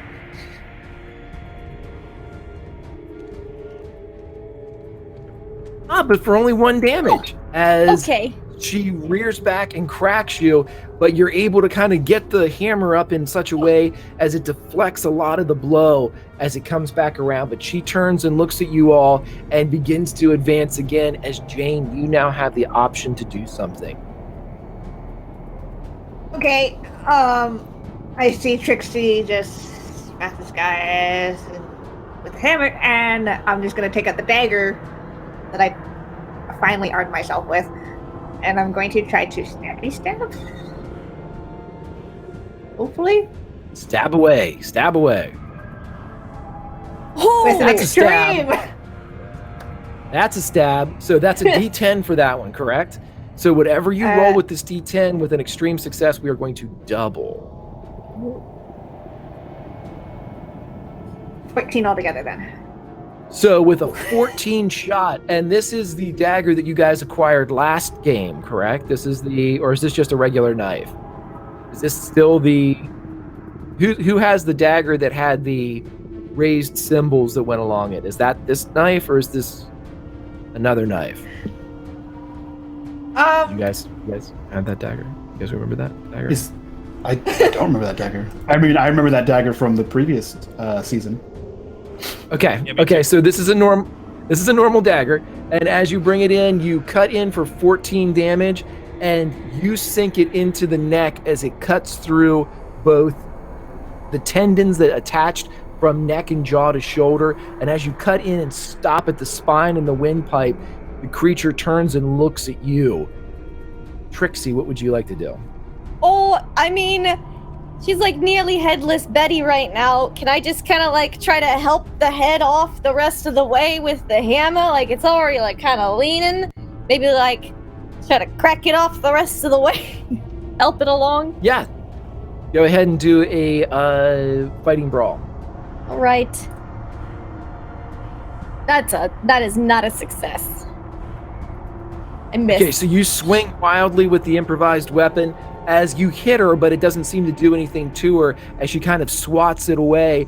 And this time she is going to turn her attention to the one that has done the most damage so far to her.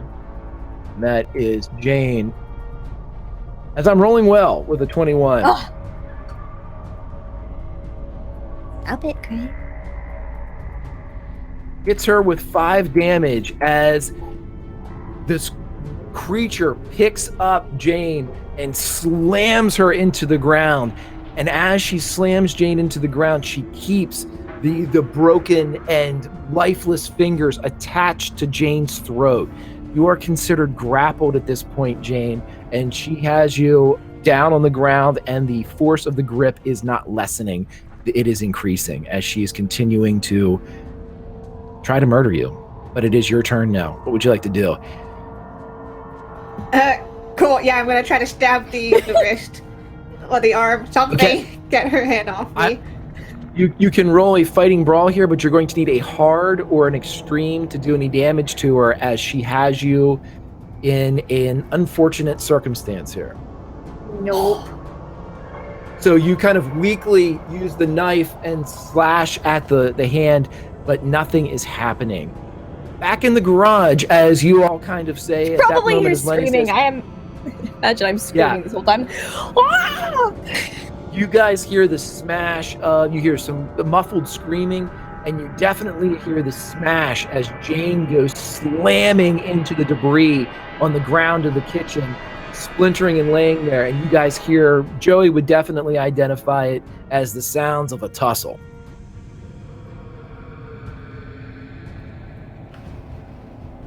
What was that? We gotta go.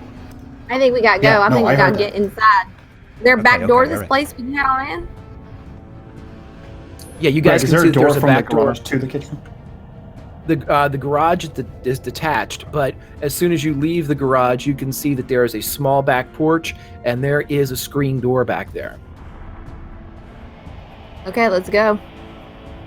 Yeah, I think Ruby, you're in the doorway, so I think it sounds like Ruby's you're leading the going way. first. Yeah. She's Yep. gonna go to the back door, try to open it up, get inside. Yeah, Okay, I think Lenny actively pushes Joey behind him because he's a kid and has a comb. So he pushes him behind him. So, yeah. Ruby's gonna get the knife she took with her. I wrote down some things. I also didn't know how to allocate the points you gave us, but that's fine. So yeah, she's gonna get the knife out that she took with her and go in the Okay, back door so- and see what the hell's the matter. Okay, roll me just a straight dex check, and let's see how you enter this fray with the ability to act before Trixie, or Is that all of us or just Ruby? Just Ruby as she's coming in first. Ruby, as you kind of throw open the back door, which too is also unlocked, you throw open the back door. Trixie, you're standing there, very engaged with Betty. You see that Jane is on the ground, like flailing almost limply, trying to get this hand that's attached to her throat. And we're going to go with Trixie, Betty, and then Ruby. So, Trixie, what would you like to do? All right. Well, this doesn't look good. So, can I try, and I'm not very good with this hammer, can I try to just like brute force her off? Just like tackle her off of Jane? Yeah, sure. Let's see. I will allow you to do this. You can make a dex check, as you can use your skates to get up enough force to skate I'll into her back and up, literally like. And then I skate tackle her. Yep. Off of Jane. Okay. Yep. So if you dex it, we'll see what you get. That is a success. Okay. So as Trixie rears back and skates in, she is able Roller to derby her out of the way. Yes, you're able to roller derby Betty off of, and as the claw hand kind of goes off of Jane's throat, it leaves lines of blood as the nails kind of dig under the flesh and pull away, like, just ruts into the neck of Jane. But the woman has been, or what formerly was a woman, has been knocked off into where this cherry wood table would have been, and now only has the remnants of such as you crash into this. But it is now Betty's turn as she turns, and you guys are literally chest to chest, nose to nose, and you can see the stain of the carved "no more" bleeds into your apron as she rears back to come in for you. As I'm typing this into I know you didn't remember Twitch. me. Oh, it's just so bad. This is really. Oh, Yep, she misses as she pulls and tries to attack Trixie the same way, with going at the throat. And as it goes at the throat, Trixie's able to kind of spin away and fall to the ground. And while Trixie, you're still prone, you are away from the grasping claws of this woman. And that's Ruby, you have the ability to act, and then going by the order in which you guys went, which would be Lenny next, followed by Joey. It'll be the three of you that act in that order. What in the ever? Who is that? Is that Betty? Okay. Betty's dead, but she's walking and it's not good. Someone must have fed her after midnight. I don't know what's going on. It's bad. All right. Well, we will She's trying to kill us. We'll re-kill her. That's okay. We can do this. And I guess Ruby is going to try to stab That's a fighting Her. brawl. And the other That's a thing I would fighting brawl. say is, did chat or anybody else realize that Ruby just turned into Matthew McConaughey there at the top of the... Okay, just making sure it wasn't just me. Yeah, that is, hold on. That is a fighting brawl. I think that's a success, actually. It's just a regular success. Yay! I did it. Okay, I did roll the a thing. d10 for me then, as you come in with the knife.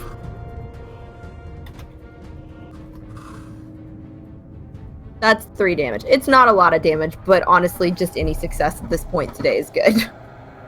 Right, so you open up a line. Again, this creature seems to have been smashed in the side of the head, cut along the neck, and as you kind of jam the tip about 2 or 3 inches into the exposed chest of the woman, she doesn't seem to react as you close into proximity. Lenny, you run in. What are you going to do? So how many people are gathered around Miss Betty? Okay, for Four. Theater of the Mind, you currently have Jane, who's on the ground, who had been kind of throttled by this creature.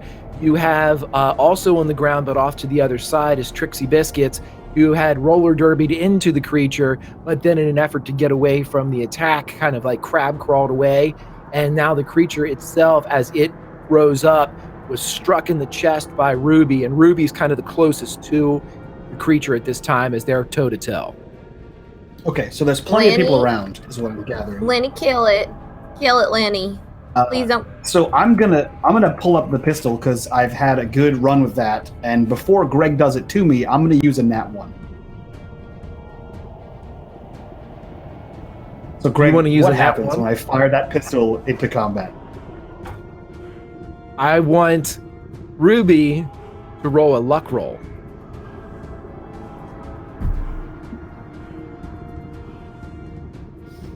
Jules, you know that was prime opportunity for Greg to do it to me. Well, she succeeded, so I'm not dead yet.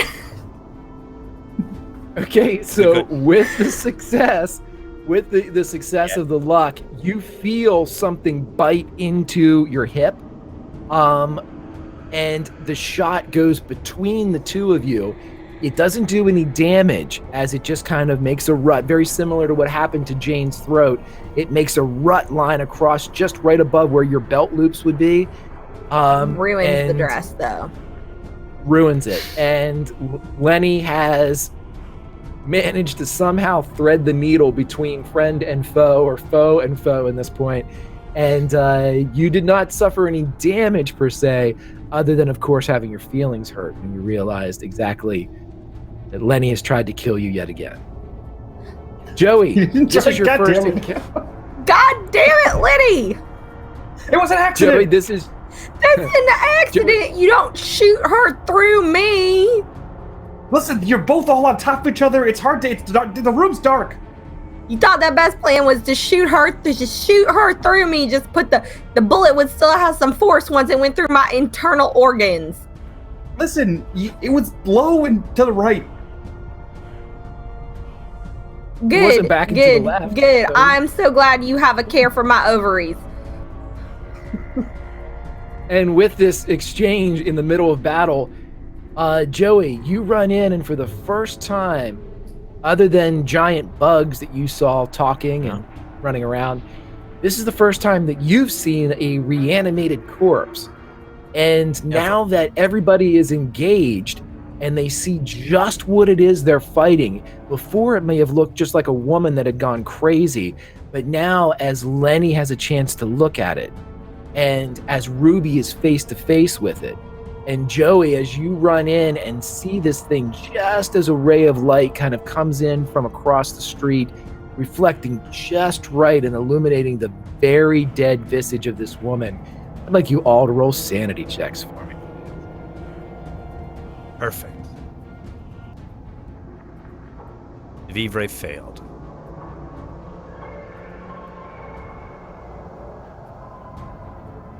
Okay, and then, is that everybody? Success. Success. Oh, I need to roll 1 too, right? Yeah, Lenny. Yep. Hard Okay, success. so Joey, you lose 4 sanity as you see this living dead sitting there battling with your compatriots, somebody that you've shared gasoline with in the drive here, somebody that would be considered, if you were going to get into a gang fight, you'd snap with these people. But this is something else. And as you look at it, you're not stunned, you can act, but your mind shudders a bit at the thought of what exactly it is you're encountering. So what would you like to do, Joey?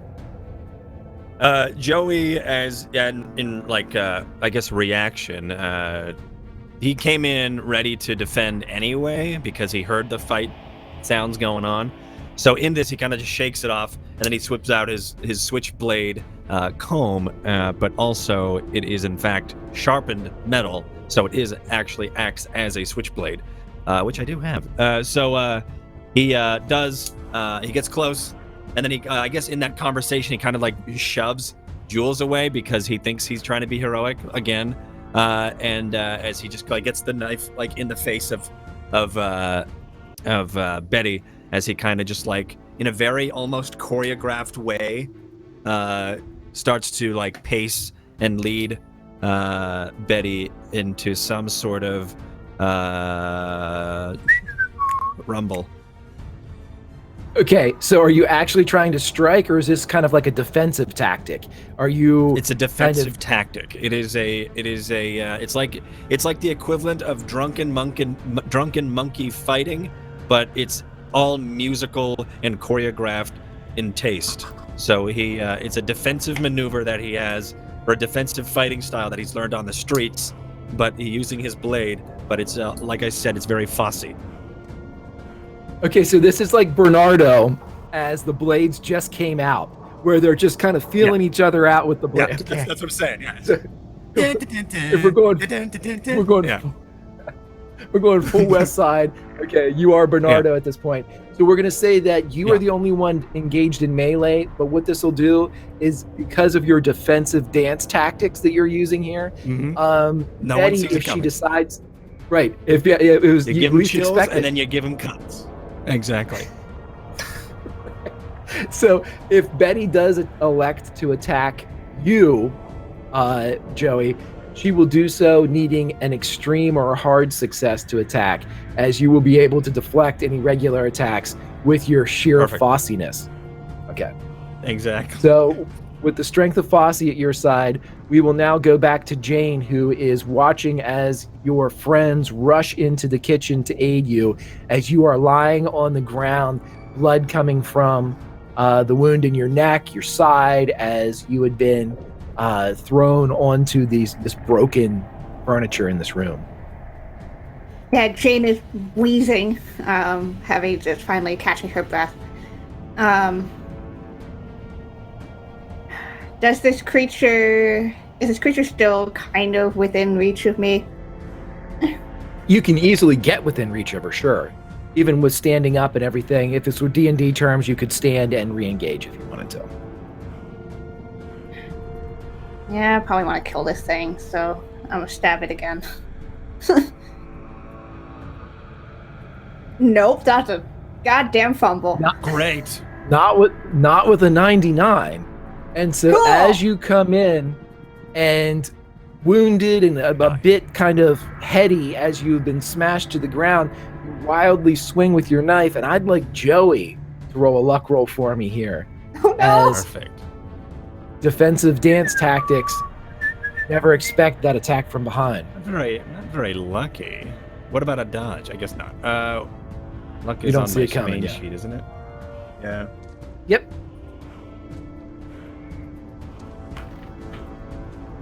I am pretty lucky. Yeah. It's 70. It ain't bad.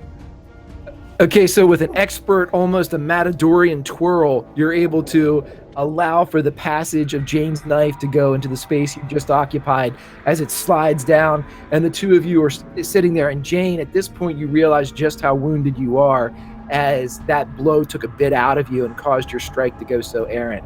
At this point, Trixie, what would you like to do as you are watching this insane battle unfold? All right. Well,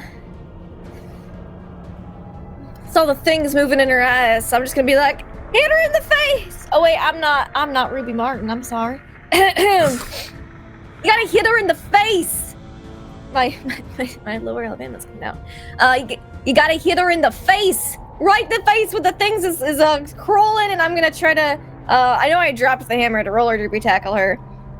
Is like the saw or the hammer within reach of me? Yeah, we'll say that the saw is. You could. Okay, I'm gonna try to hacksaw the spinal cord there. Okay, I want you to roll to hit, and if you hit, we're gonna do a strength check as you have to. Sure. All right, let's see. Oh, I hit! That's amazing. You hit very, very well. So yeah, just roll a strength check, and we'll give you plus 25% on this because of how effectively.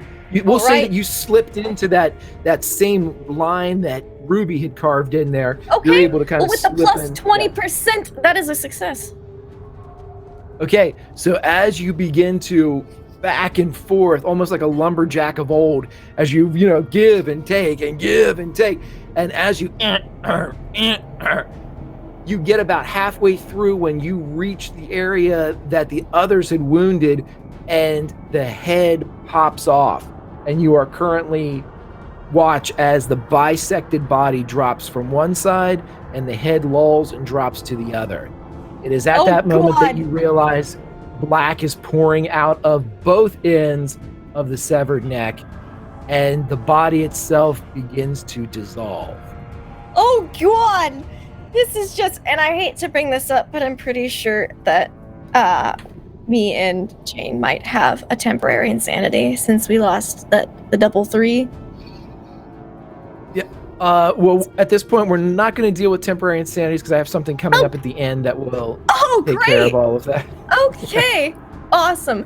I'm just going to be like, fine. Oh God, this is just awful. Oh my, I dropped the saw and I'm just freaking out. Oh, Betty, that was just... So as it drops to the ground, at this point, you guys, everybody roll a listen check for me. Okay.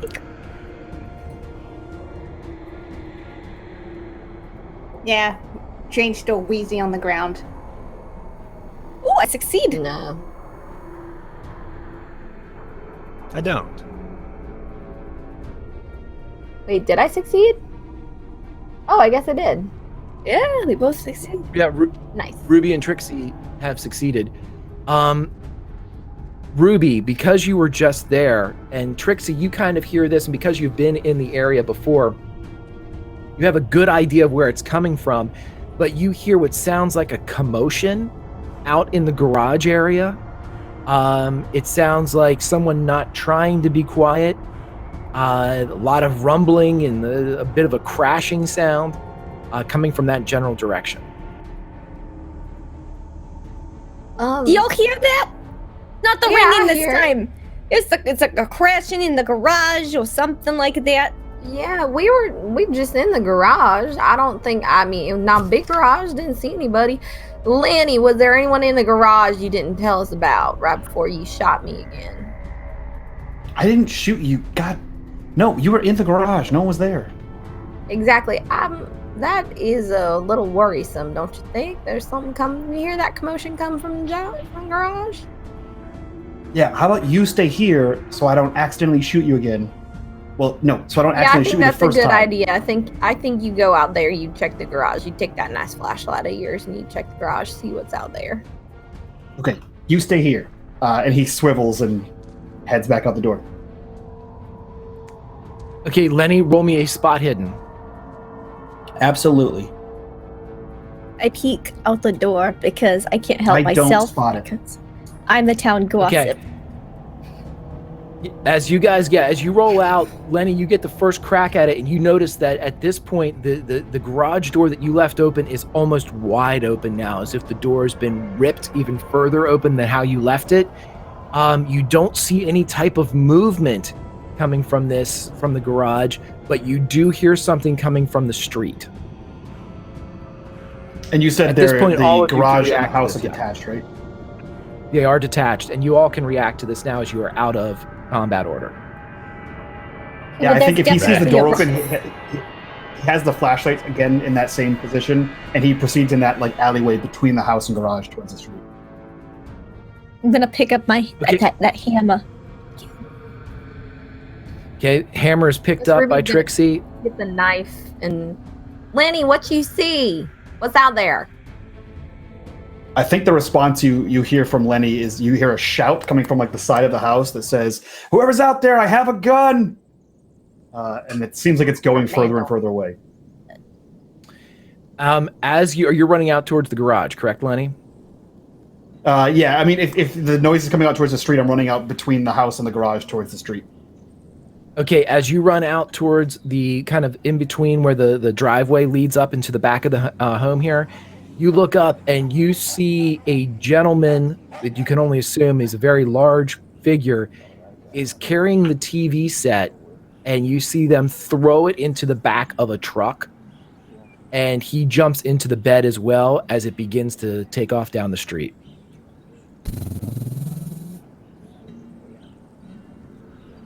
I find that curious, and I want to try to make a called shot on the tire. Because I don't want to kill these guys. They just seem like regular dudes. Hit the gas thing and blow it up. Because if you know you hit the gas, so before, the door that for the gas gauge or the gas exactly intake, the whole thing. So I think I need goes to up. roll. I think I need to roll a 5. I've learned anything from video games. Let's see what happens. Yeah, you got this. Do you have a 20? Not at all. I fail. I fail so hard. I would need like an extreme success, I think, to hit where I wanted to hit. Load So, it yeah, and no. fire into the air before you bring your gun down. Yeah. I mean, I barely missed, but Yeah, so I as really the missed bullet hitting the goes kind of truck. flying over, yeah, it kind of splinters off one of the wood side panelings, like the raised kind of gates that are on the side of it, as it splinters. And for a moment, it distracts enough where the truck stalls out a bit as it. You hear the guys, the drivers, desperately trying to kind of refuel and refire the truck, as it was enough to kind of startle them into a stall. in that second of them stalling out, can I read the license plate?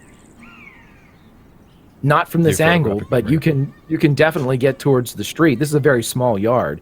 You Okay. all have the Yeah, ability. I'm gonna try to get to him. Yeah, I'm trying to yeah. get to a part where Do can I read that. recognize these individuals? I know everybody in town. Trixie, you do not. Oh, they ain't from around here. They's definitely outsiders. Right, they are not from this part of California. I'm gonna sprint over to our car, like our Cadillac, fire it up, and try to chase them. Okay, anybody else joining Joey as he gets to the cat? You all have the ability to get to the Cadillac think as Joey Ruby dukes would- of hazards across the hood into the side, using some more dance moves to Yeah, get in position. Ruby would amazing form.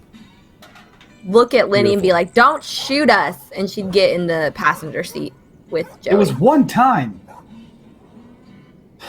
Jane, what are you doing? Are you trying to get into, or are you?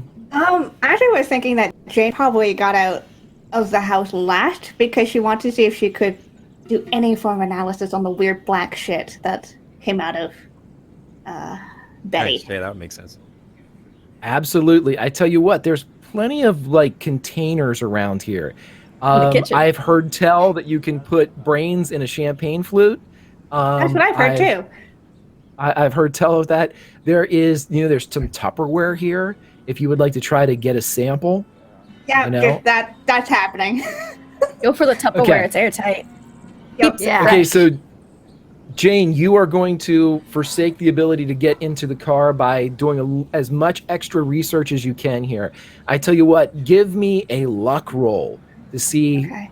You can get some of this. Let's see if you get the right some of this. But nope. Okay. You definitely get you get enough of it that it looks like it's not dispersing. But as you're doing this, the rest of the body fades away, leaving only the skirt that she was wearing stained with this black residue. And of course, the odd thing is, as soon as she disappears, like her teeth and her fingernails do not disappear. And so they just kind of come to rest, and even to the point where they clatter a bit across the linoleum floor as the rest of this stuff kind of creeps away. You just hear like the shifting of these teeth as they finally come to rest. And as you're all there, Trixie, are you jumping in the car as well? Cool. Well, I mean, we're, Pretty sweet. gosh, I keep going. It's because of that Ruby Martin's accent. I keep reverting to my southern roots. Sorry. No, you're fine. It's all me. Okay, yeah, no, so, she'd jump in because we were supposed to meet up with the sheriff afterwards, and, he's heading towards the same side of town, I'm guessing. It's on the way. It'll be fine. Okay, so as you guys jump in, Lenny, what are you doing? Are you jumping in the car? Are you staying with Jane? Are you jumping on the road chief? What are you doing? Lenny wouldn't be caught dead in that car. No, he might actually be only caught dead in that car. So he's going to run out and try to get the license plate, and then seeing that everyone's come out besides Jane, he's going to wait for her on the back of the hug. Okay, you run out and you see that this truck does not have a plate. It does have an identification, but it seems to be on the side of the truck. Roll me an idea roll, and I'll let you. Yeah, I'm gonna grab a couple of those teeth and fingernails as I put my head out.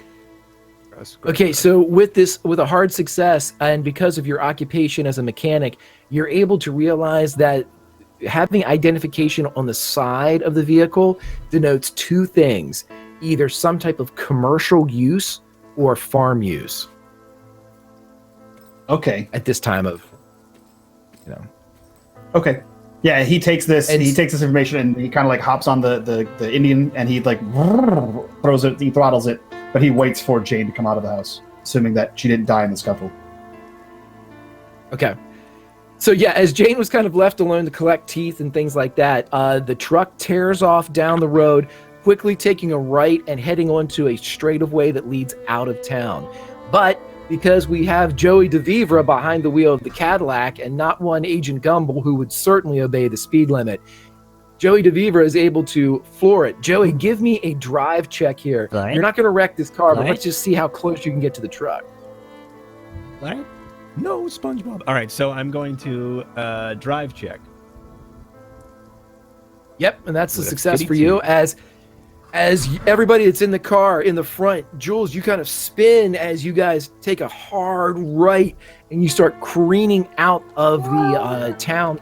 As you're heading out of town, you're passing by these alleyways, and you see that in the back of the truck, a gentleman stands up and he produces a shotgun out of the back. And as you guys are creeping up 30, 25 feet, he is going to fire that at the Cadillac as you guys get closer. Can I duck down because I'm in the back, like behind the seat? Yep. And with a 10, Oh. this hits the car. Everywhere. It's everywhere. It hits the front of the car, gets blistered with buckshot. As Joey, you're kind of down, and the front glass splinters and cracks, obscuring your vision a bit. None of the bullets come in and hit anybody, but Joey, you have the ability that if you want to keep going, someone's going to have to knock this glass out for you because you currently can't see. That someone would have to be Ruby or Trixie. Yeah, I Ruby tell will- him I can't see shit, and I tell him to kick the glass out. Yeah, Ruby will kick the glass out. Okay, roll me a strength check. Come on.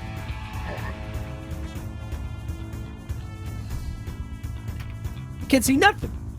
That's a 19. That's a success. All right, Nice, so laying in nice. the bench seat of the Cadillac, Ruby fires her feet, 1, 2, 3, and the whole front panel of the window explodes outwards, hits the hood, slides back off the driver's side, smashes into the ground as now the wind begins to whip everybody's hair, except for Joey's, as it remains immaculate. Just the spit curl just looking just a bit in the breeze. right. As he's bearing down on them. Roll me another drive check to see exactly how you can get further into this. So that's also going to be a success. Right. So 39. as you guys are now on a straightaway, and as you're going, and the The houses are kind of becoming more and more sparse. You're getting to like the last line and last alleyway of Coma, California. You figure that you've got another straightaway here that you could potentially catch up to them. As it goes around, the guy cocks his shotgun, leans out again, and fires. What side is he on? Is he in the back? He's in the bed of the truck, correct. And with a 36, he hits again. Can I ram the bed and try to jostle him out? Yeah, so with another Or am I not 5 damage, yeah, you're at this point you're getting close enough. So with another 5 damage, you see that the front of the Cadillac is beginning to smoke, and even in the cab of the car, there's smoke rolling up from underneath the dashboard. As Joey and if Lenny were there, could immediately identify that the radiator has definitely been compromised here, and that there is steam and the car's overheating. So as you guys are taking this damage, another drive roll from Joey to see if he can in fact ram the back of this truck. You guys are going about 65, 70 right now. So max speed. Yeah. Yeah, Max this is speed. like the Speeds everything's shaking. Yeah, a lot of us have never seen. Yeah, right. Debating if we should just dive out and hit because I don't know what's going to happen if this car hits that car in its current state. I mean, it's a big ass steel Cadillac. Like, you'll be fine, but you won't be able to drive it afterwards. Yeah. I only have one shot. Take it. Do it. Okay, let's do it. I don't have any crits. I don't Nope, think you used it earlier. so. Cool. All right. What is that? You got to cheer. Go get him. Okay. Go get him. All right. I didn't know what that did anything. All right, here we go. Yeah, with a 30, which is under 65. Oh yeah. That's a hard success. Yep. So Joey, as you're kind of still maintaining this Cadillac, you're still keeping it under control. Yep. You gun it and hit the back of the bumper just in time. You see the guy kind of move for a second. He goes to almost looks like he's ready to fall onto your hood. He has to drop the shotgun, which scatters across your hood and into the Cadillac as he grabs hold of the back of the bed. And he looks up and you guys meet eyes for a second, Joey, as you are staring at this. And I wink at him. And I just say, as you, shotgun, no blitz. And then I ram in him. And just as you do that, a car comes out of the intersection that you've just passed through and T-bones the Cadillac. And as you guys get T-boned into the side, it hits right on Ruby's side as the car flips end over end from this impact, coming to rest. Lenny, you hear it, even from several blocks away. You know that sound. Someone just got into a major car wreck. And at that point, Jane, you come out of the house with your collection of goodies. Stacks of Tupperware. And your You're like, "I'm temporary ready." insanity is this. You're pretty sure you can feel something just underneath your left eye, as if it's moving. And that, ladies and gentlemen, is where we will end tonight's episode of Atomic Cthulhu. Fuck you, Greg. Perfect. Oh. Good. You're a shit. You're a dirty shit. God damn Oh, it. wait, I'm sorry. There was one more thing I wanted to add in there. No. As the truck goes careening away, carrying whoever it was carrying, and the Cadillac comes and rests to a stop, the door of a large van opens, and a gentleman pops out. And as he looks towards the Cadillac as it comes to a rest, and he gets a hint of an apron and a hint of a waitress outfit, he goes, "Hey, little girl, is that you? Trixie!"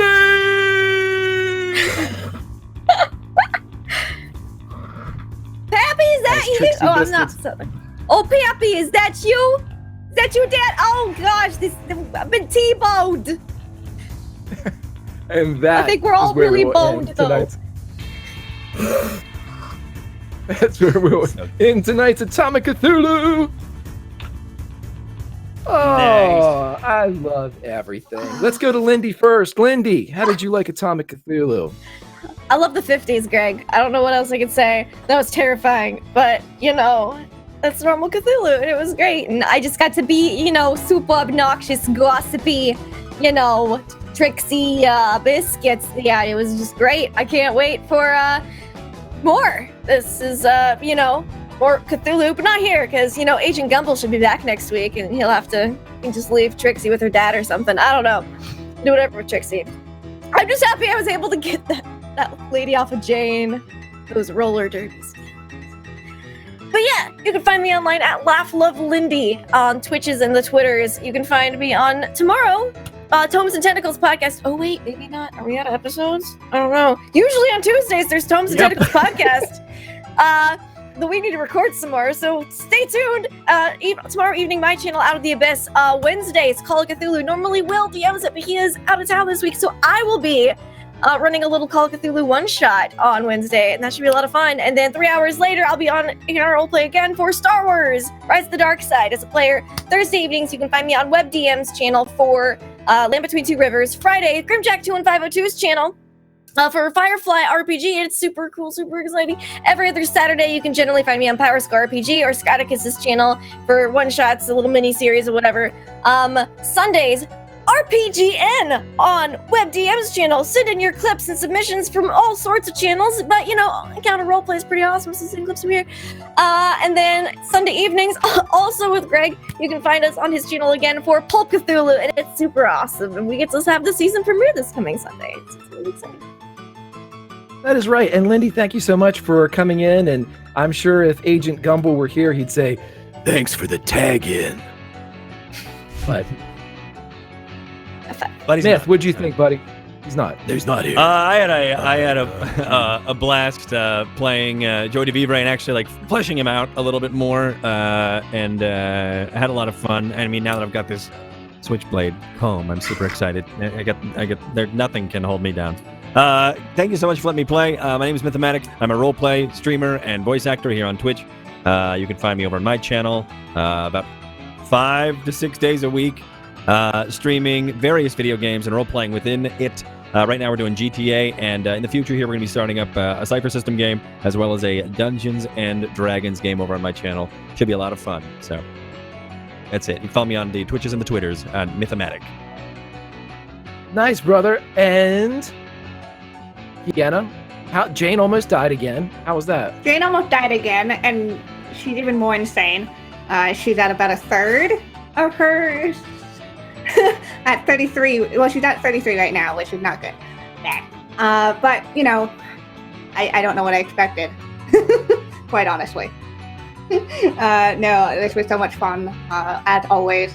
I'm excited to try to do some science on, weird black goop and some nails and teeth. That's totally normal. Until then, you guys can find me over on Twitter at KennaS, which is where you'll kind of find where I do all my things, because I do a lot of things. I have a podcast called Lady Slaying Dragons, which releases new episodes every Sunday. It's me, two cool ladies, talking about all things tabletop in a roundtable discussion kind of thing. Tomorrow, I am over on WebDM with Greg, playing some Spelljammer D&D fun, Starward Bound. And on Wednesdays, I am over on Scoticus's channel, where I run a series of one-shots called One-Shot Wonders.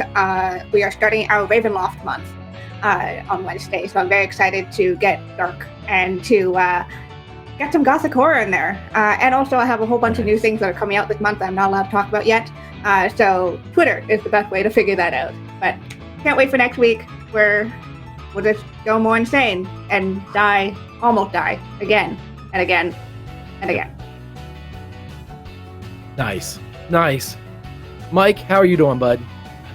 Hey, that's me. I had a blast. I enjoyed the interactions with everybody today. Lindy, you are always a blessing to have on the show. That was hysterical. And I didn't want it to stop. I liked being Joey's dad. in dad mode. That was pretty funny. Yep. And That was pretty good. killing Ruby, or shooting out Ruby, or trying to kill Ruby again. It's always fun. It's always fun, Jules. That's always fun. But yeah, you guys can see me here every Monday for the foreseeable future, and the rest of the week on my channel on making Ripley's Call of Cthulhu. No, we're not. We're doing some City of Mist. We're doing some D&D. We're doing some other weird stuff, and we're doing a whole big relaunch coming up in August with all kinds of new fun shows and all kinds of new schedules and stuff like that. So check us out. Awesome. Jules, how are you doing? Oh, it was really fun. I did the math later and realized I might have had enough luck to get Agent Gumball to come with me, and I really regret sticking him in the hospital. Oh yeah, next week's gonna be real fun. I'm so glad that we had an actual real life Trixie Biscuit. I wish we could have you every week. There's room. We can have you and Gumball. It's fine. It's fine. It's totally fine. You could take emo Mike's spot. Yeah. You can have another spot over there. That no one on stream can see. No Yeah. one can see this. There's a wonderful window that we've been staring at this entire game. It's just Mike with his hood up going. I just look forlorn or angry. Yeah, like- it's so good. I Yeah, may have taken the I- screenshot. I may have taken the screenshot. Nice. And Jules, where Follow can we Kiana find on you? Twitter for that screenshot. You can find me on Twitter at Julia_Rosa, and then on Mondays, new episodes of the Dungeon Junks podcast comes out. There is a new one out right now as we speak. You should go download and listen to, and also you should watch this show every week like you're already doing. See how long Nice, it takes nice. Lenny to kill me. Not much longer. He's going to get it one day, or he's turning into the Road Warrior, so if you're not careful, he'll run you over with his bike. Anyway, my name is Grimjack21502 on the Twitches and the Twitters. You can obviously find me here every Monday from 4:30 to 7:30 doing Atomic Cthulhu. Tuesday nights, as Kiana mentioned, I'm over on Starward Bound on the WebDM's channel. That's fun. Wednesday afternoons, Call of Cthulhu again here on Encounter Roleplay. Fridays, I'm on my own channel, Grimjack21502, from 2 to 4 for Firefly. And then Saturday evenings, I'm on D&D for Learn by Play from 6 to 9. And then once again, back on my channel, Grimjack21502, from Sundays 7 to 9, it's Pulp Cthulhu Project Athena. But wait, there's more. Starting this month on June 16th, from Saturdays 2 to 4 on my channel, Grimjack21502, there will be Project Kronos, which has Kiana involved with it. And then starting at the end of this month, on Fridays from 12 to 2 on my channel, Conan, Age Undreamed Of, where we step into the skins and loincloths of the world's most famous barbarian and see what trouble we can make in a world that once was. But until then, everybody, why don't you just meet us back here, 4:30 to 7:30 on Encounter Roleplay. Stay atomic, would you? And let's wish Will and Sydney a wonderful vacation, and they'll get back soon and find out what the hell I did to Gumball. Until then,